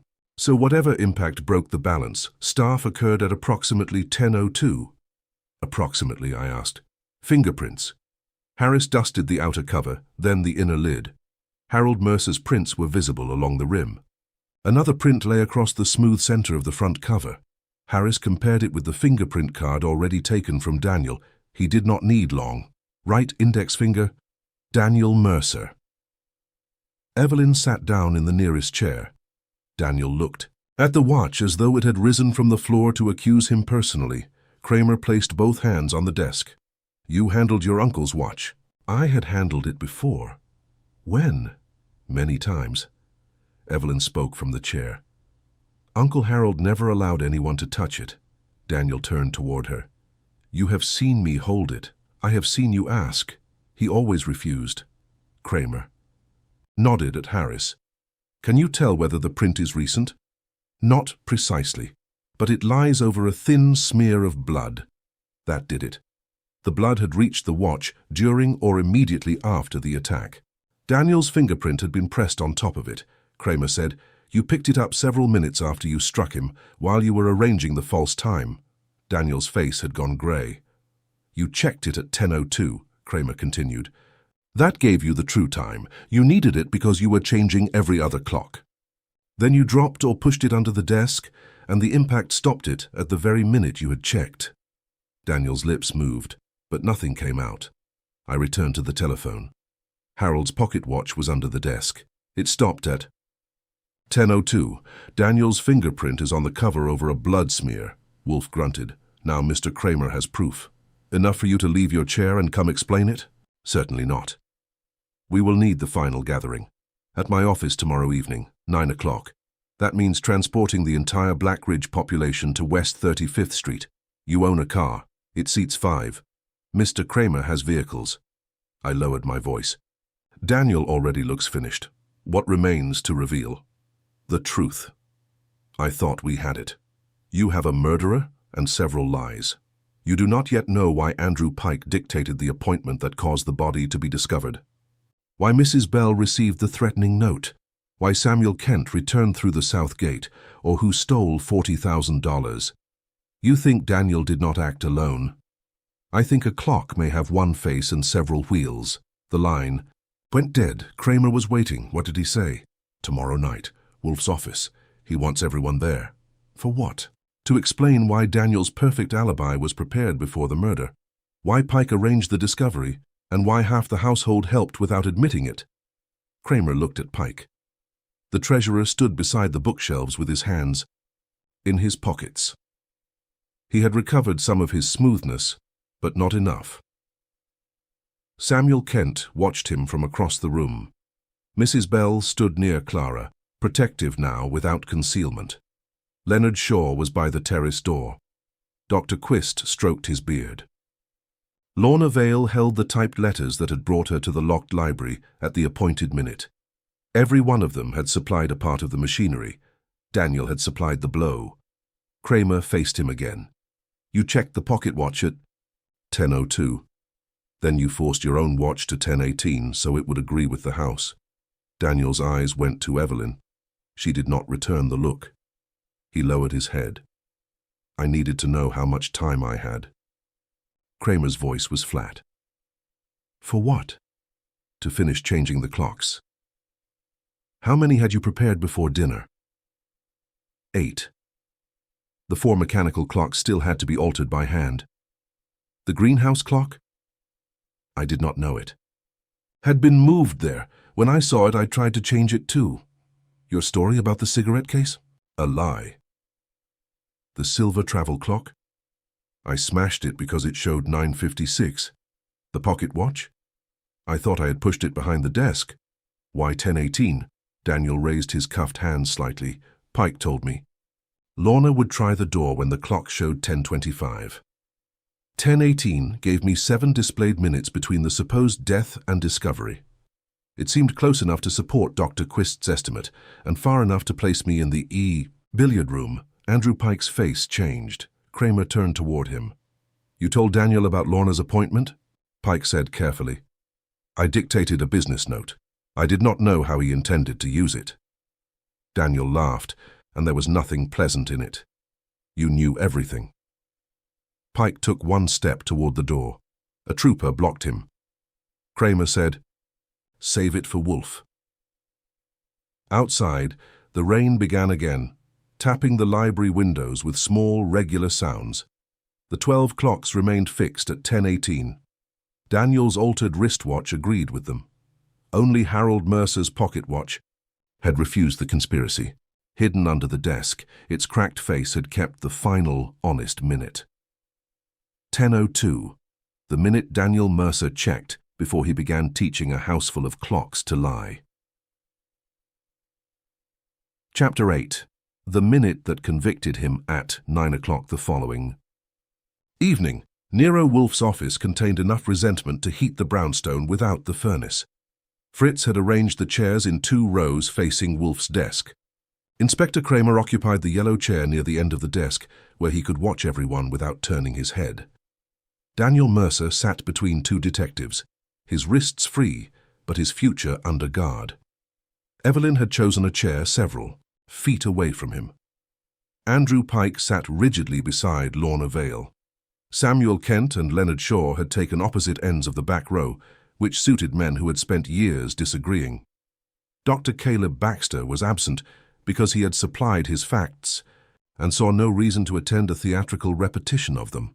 Dr. Samuel Quist had come, perhaps because he considered any gathering involving another doctor's superior judgment an injury requiring observation. Mrs. Bell sat beside Clara Wells. Their resemblance, once known, was unmistakable around the eyes. Clara still looked frightened, but Mrs. Bell no longer pretended indifference to her. The 12 false clocks had remained at Blackridge House. Their place in the office was represented by Harold Mercer's broken pocket watch, Daniel's wristwatch, and the little brass greenhouse clock, all resting on a tray at Wolfe's right hand. I had placed them there before dinner. Wolfe had inspected each one for perhaps 10 seconds, then devoted 40 minutes to discussing with Fritz whether young guinea hens should be accompanied by chestnuts or mushrooms. Murder was important, but it knew its rank. Wolfe leaned back in his chair and placed his fingertips together over the highest point of his middle. "You have been brought here," he said, "because Harold Mercer was murdered in a room whose clocks lied more fluently than its occupants. That is an achievement, though not an admirable one." Kramer took out a cigar. Wolfe looked at it. Kramer returned it to his pocket. "I shall first dispose of several distractions," Wolfe continued.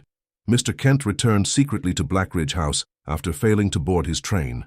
That made him suspicious, but not murderous. He returned because Harold Mercer had telephoned him at the village inn and requested a final conversation concerning the purchase of Mr. Kent's company shares." Kent nodded. "Mercer wanted to force me to sell, below their value. You declined to enter the house after seeing movement in the greenhouse," Wolfe said. "You feared being involved in whatever Daniel Mercer was doing. Your cowardice delayed the inquiry, but it did not kill Harold." Kent's mouth tightened. "That is a harsh description. It is also economical." Wolfe shifted his gaze to Leonard Shaw. Mr. Shaw lied about leaving Mr. Kent at the railway station because he had accepted money to let him out near the south gate. He also knew the library terrace lock had not been changed and feared he would be blamed for Kent's return. Shaw said, "Kent paid me to avoid gossip, not to commit a crime." "Indeed. Your concern was employment. It made you dishonest, not homicidal." Mrs. Bell's pale eyes remained fixed on Wolfe. He addressed her next. "You provided the explanation that an electrical fault had caused every clock to run 17 minutes fast. That explanation was false." I repeated what Mr. Daniel told me. Daniel looked at her sharply. Wolfe nodded. After the body was discovered, Daniel suggested that Tuesday's electrical disturbance had affected the automatic regulators. "You accepted the suggestion because a fault had occurred, and because the master of the house had complained that several clocks were inaccurate. You then improved the explanation by applying it to all 12 clocks." "I did not know 2 of them were wound by hand," she said. "You knew, madam. You had simply not considered the matter. Fear encourages speed and discourages examination." Mrs. Bell lowered her eyes. "The note threatening Clara was written by Daniel," Wolfe said. He knew Mrs. Bell's relationship to the girl because Harold had revealed it during a previous family quarrel. Daniel also knew Mrs. Bell had found his dinner jacket in the servants' passage. He instructed her to place it in his wardrobe, where the police would discover the chalk and cloth. Kramer frowned. Why would he arrange evidence against himself? To discredit it. Once Mrs. Bell admitted moving the jacket, Daniel could argue that the physical evidence had been planted. He wished the police to suspect a conspiracy against him rather than an error by him. Daniel said, "That is speculation." Wolfe turned, his head. "You have already admitted writing the note." "I admitted it to Kramer after hours of questioning." "Then you have chosen a poor foundation for complaint." Kramer's eyes moved to Daniel, but Wolfe continued before the interruption could grow. "Clara Wells concealed the bent coffee spoon because she found it outside the library and feared it would place her near the murder. The stain was Harold Mercer's blood. The spoon had fallen from the tray earlier when Harold cut his finger and carried a cup into the library before dinner. It had nothing to do with the fatal blow." Clara breathed out slowly. Dr. Quist said, "Then her presence in the passage was irrelevant. Not entirely. She heard the library clock strike 10. That contradiction destroyed the first account of the evening. Wolfe selected a bottle of beer from the tray Fritz had provided. He inspected the label, opened it, and poured with the concentration of a chemist handling something rarer than evidence. "The murder depended upon a simple assumption," he said after the foam settled. "Everyone believes a clock indicates the time. That belief is usually harmless because clocks have no motives. At Blackridge House, their motive was supplied by Daniel Mercer." Evelyn's face was composed, but her hands were clasped tightly. In her lap, Wolfe looked at Daniel. "You learned 2 days before the murder that your uncle had discovered the missing $40,000. Mr. Pike informed you that Harold intended to examine the transfer codes and confront you." Pike spoke quickly. "I did not know Daniel had taken the money." "You knew the account was under examination," Wolfe said. "You told Daniel because you feared that your own negligence would be exposed. You also dictated the note instructing Miss Vale to bring 2 letters to Harold at 10:25 by the house clocks." Pike opened his mouth. Wolfe raised a finger.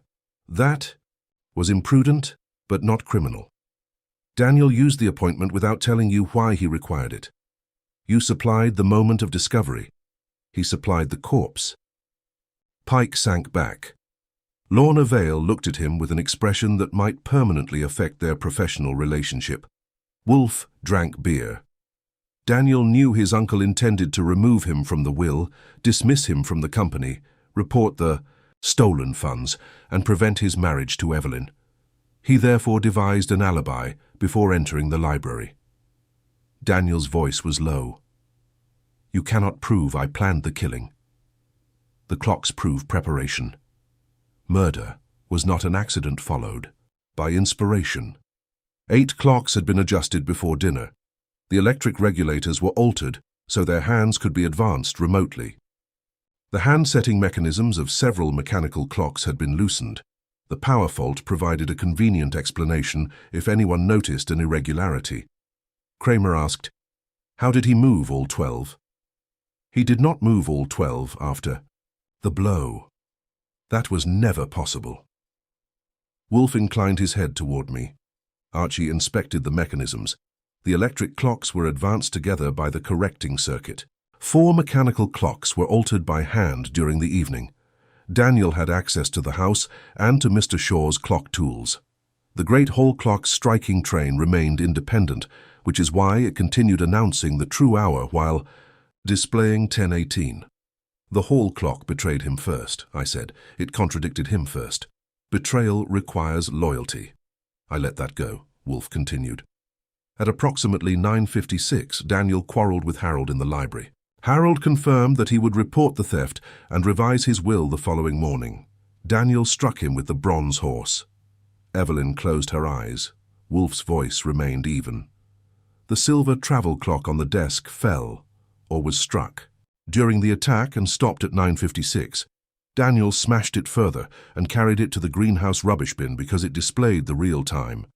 He believed that was the only independent clock in the room. Daniel stared at the tray. "Of watches, he was mistaken," Wolfe said.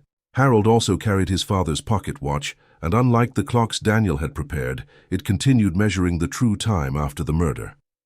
I picked it up and placed it where everyone could see the cracked crystal and the hands at 10:02. After the blow, Wolfe continued, the watch remained with Harold and continued running. Several minutes later, Daniel noticed it while arranging the scene. He picked it up at 10:02 to learn the true time and determine how long he had before Miss Vale arrived with the letters. His blood-marked fingerprint remained on the cover. When he hurriedly pushed or dropped the watch beneath the desk, the impact broke its balance staff and stopped it at 10:02.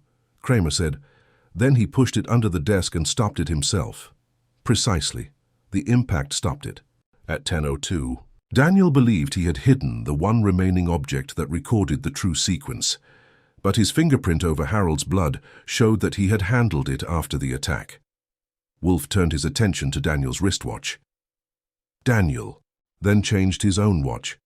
The movement never stopped, though he claimed it had. Fresh scratches around the case show that the hands were forced to 10:18. He could not allow a watch on his wrist to contradict every clock in the mansion. Daniel said, "A scratch proves nothing. A scratch by itself proves little. A scratch beside a lie, a false face, a blood-marked fingerprint, a concealed travel clock, a stolen cigarette case, and a confession proves considerably more." Wolfe picked up the little brass greenhouse clock. This was Daniel's unforeseen difficulty. Clara had moved it from the sitting room after its winding key broke on Monday. It was not included in Daniel's preparations because he did not know it had been taken to the greenhouse. Clara said, "Its hands were already at 10:01. Indeed. Daniel entered the greenhouse after leaving the library and saw a clock that did not agree with his manufactured time. His fingers carried black billiard chalk, which he had deliberately applied before the murder, so anyone seeing him later would assume he had been preparing to play. Daniel's eyes moved toward the clock. He tried to force its setting lever. The key fragment obstructed the mechanism. The clock slipped, cracking the glass and smearing chalk on the brass. Unable to alter it, Daniel wrapped it in green billiard cloth and concealed it in the cabinet. Samuel Kent said, "That was the man I saw?" "Yes. You saw Daniel, though your reluctance to identify him was based on fear of exposing your own secret return." Kramer folded his arms. "Then Daniel entered the billiard room at 10:05 actual time." Wolfe nodded. The clock there displayed 10:18. Miss Vale entered shortly afterward. Mr. Pike and Dr. Quist followed. None consulted an independent watch. Each saw Daniel, with a cue beside the table, and accepted the displayed time as proof that he had been there earlier. Dr. Quist stirred uneasily. "I gave only an approximate medical judgment. You also allowed a broken mantel clock to refine that judgment." "To a minute," Wolfe said. "You were not alone in permitting an object to think for you." Quist stopped stroking his beard. Wolfe leaned back. The trick was not that the altered clocks reached 10:18 13 minutes later. Several hands were already fixed there. The trick was that witnesses converted a displayed minute into elapsed time.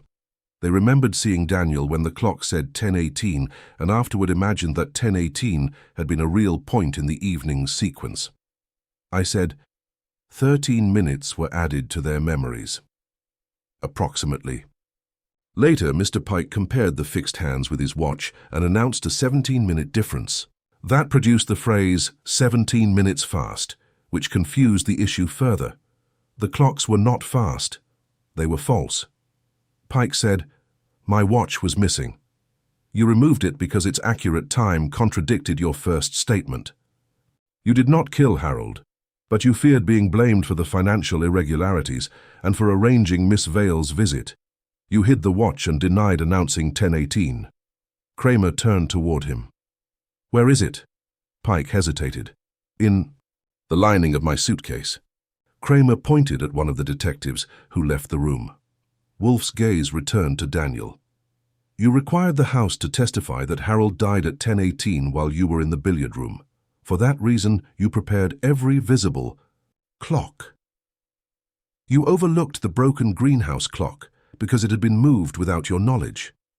You overlooked Harold's pocket watch because it fell beneath the desk. Those two objects preserved the true sequence." Daniel's face had become rigid. My uncle attacked me with the back of his skull. The office was silent. Wolfe placed the greenhouse clock on the tray. Harold was struck from behind. The bronze horse was heavy. The blood pattern showed a single downward blow. There was no struggle except the one you attempted to manufacture, by knocking down the mantel clock. Daniel looked at Evelyn. "He was going to leave you nothing." Her reply was quiet. "It was his money. He wanted to control us. So you killed him. I did it for us." She stood. "You stole $40,000 for yourself. You killed him for yourself. You moved every clock because you were afraid for yourself. Do not include me." "Now!" Daniel's expression changed more at those words than it had at Wolfe's entire reconstruction. He rose abruptly. The detectives were ready, but he did not try to escape. He merely stood facing Evelyn as though he expected one final act of loyalty. She turned away. Kramer approached him. "Daniel Mercer, you are under arrest for the murder of Harold Mercer." Daniel held out his wrists without being told. Kramer secured the cuffs. As he did, Daniel looked at Wolfe. "You sit in that chair and call it reason. You were not there." Wolfe's brows rose. Neither was the truth, apparently. It had been hidden under a desk. Kramer led Daniel toward the hall. At the office door, Daniel stopped. "The clerks would have cleared me," Wolfe regarded him. "Only if they had been permitted to speak without contradiction. You demanded unanimity from machines and overlooked the fact that one broken machine may be more honest than 12 obedient ones." Daniel was taken out. The room remained still for a few seconds after the front door closed. Then human beings resumed being human. Mrs. Bell put an arm around Clara. It was probably the first time she had done so publicly. Leonard Shaw asked Kent whether their business could be discussed another day. Kent answered that it could be discussed through attorneys. Lorna Vale informed Pike that she would no longer type his dictated notes. Dr. Quist attempted to explain the limitations of estimating death in a cold room until Kramer told him to save it for the district attorney. Evelyn approached Wolfe's desk. "You solved it." Wolfe poured the last of his beer. "Mr. Goodwin collected the facts. Mr. Kramer preserved the evidence. I arranged them." "That is your modest version," I said. He ignored me. Evelyn opened her handbag and placed a check on the desk. The agreed fee, doubled as I promised. Wolfe glanced at it. "You promised double if I went to Blackridge House." "I did not." "You solved the case without going." "That was the arrangement." She hesitated, then smiled faintly for the first time since I had met her. "Keep it. Consider the remainder compensation for the inconvenience of having humanity brought into your office." Wolfe looked at the check again. "That inconvenience is considerable." Kramer snorted and headed for the door. I escorted the remaining guests out. When I returned, Wolfe was examining the greenhouse clock. The hands remained at 10:01, the minute that had resisted Daniel's attempt to include it in the conspiracy. I sat at my desk. One thing. Wolfe closed his eyes. You always have one thing. Daniel changed every visible clock, but the greenhouse clock was not visible inside the house. Why risk going after it? Fear. That covers a lot. It must, a rational man would, have ignored it. Daniel had committed murder, destroyed one accurate clock, concealed another, altered his watch, and prepared an alibi dependent upon uniformity. When he saw a 13th face contradicting him, he could not tolerate it. So the clock convicted him because it was broken. It convicted him because he touched it. Its condition made his attention unreasonable except to the man who needed every clock to agree. Fritz entered to announce that the dining room was ready. Wolfe rose with the dignity of a man who had solved a murder and did not intend to let it damage supper. At the door, he glanced at the 3 timepieces on the tray. "Archie." "Yes?" "Have those objects removed before breakfast. Bad for the appetite. They are untidy." He crossed the hall toward the dining room, where Fritz had prepared guinea hen with mushrooms after all. I looked once more at Harold's pocket watch, stopped at 10:02, and at the greenhouse clock frozen at 10:01. Daniel had made 12. Clocks give him the same answer, but he had not understood the difference between agreement and truth. Clocks rarely lie by themselves. They require a frightened man to move their hands.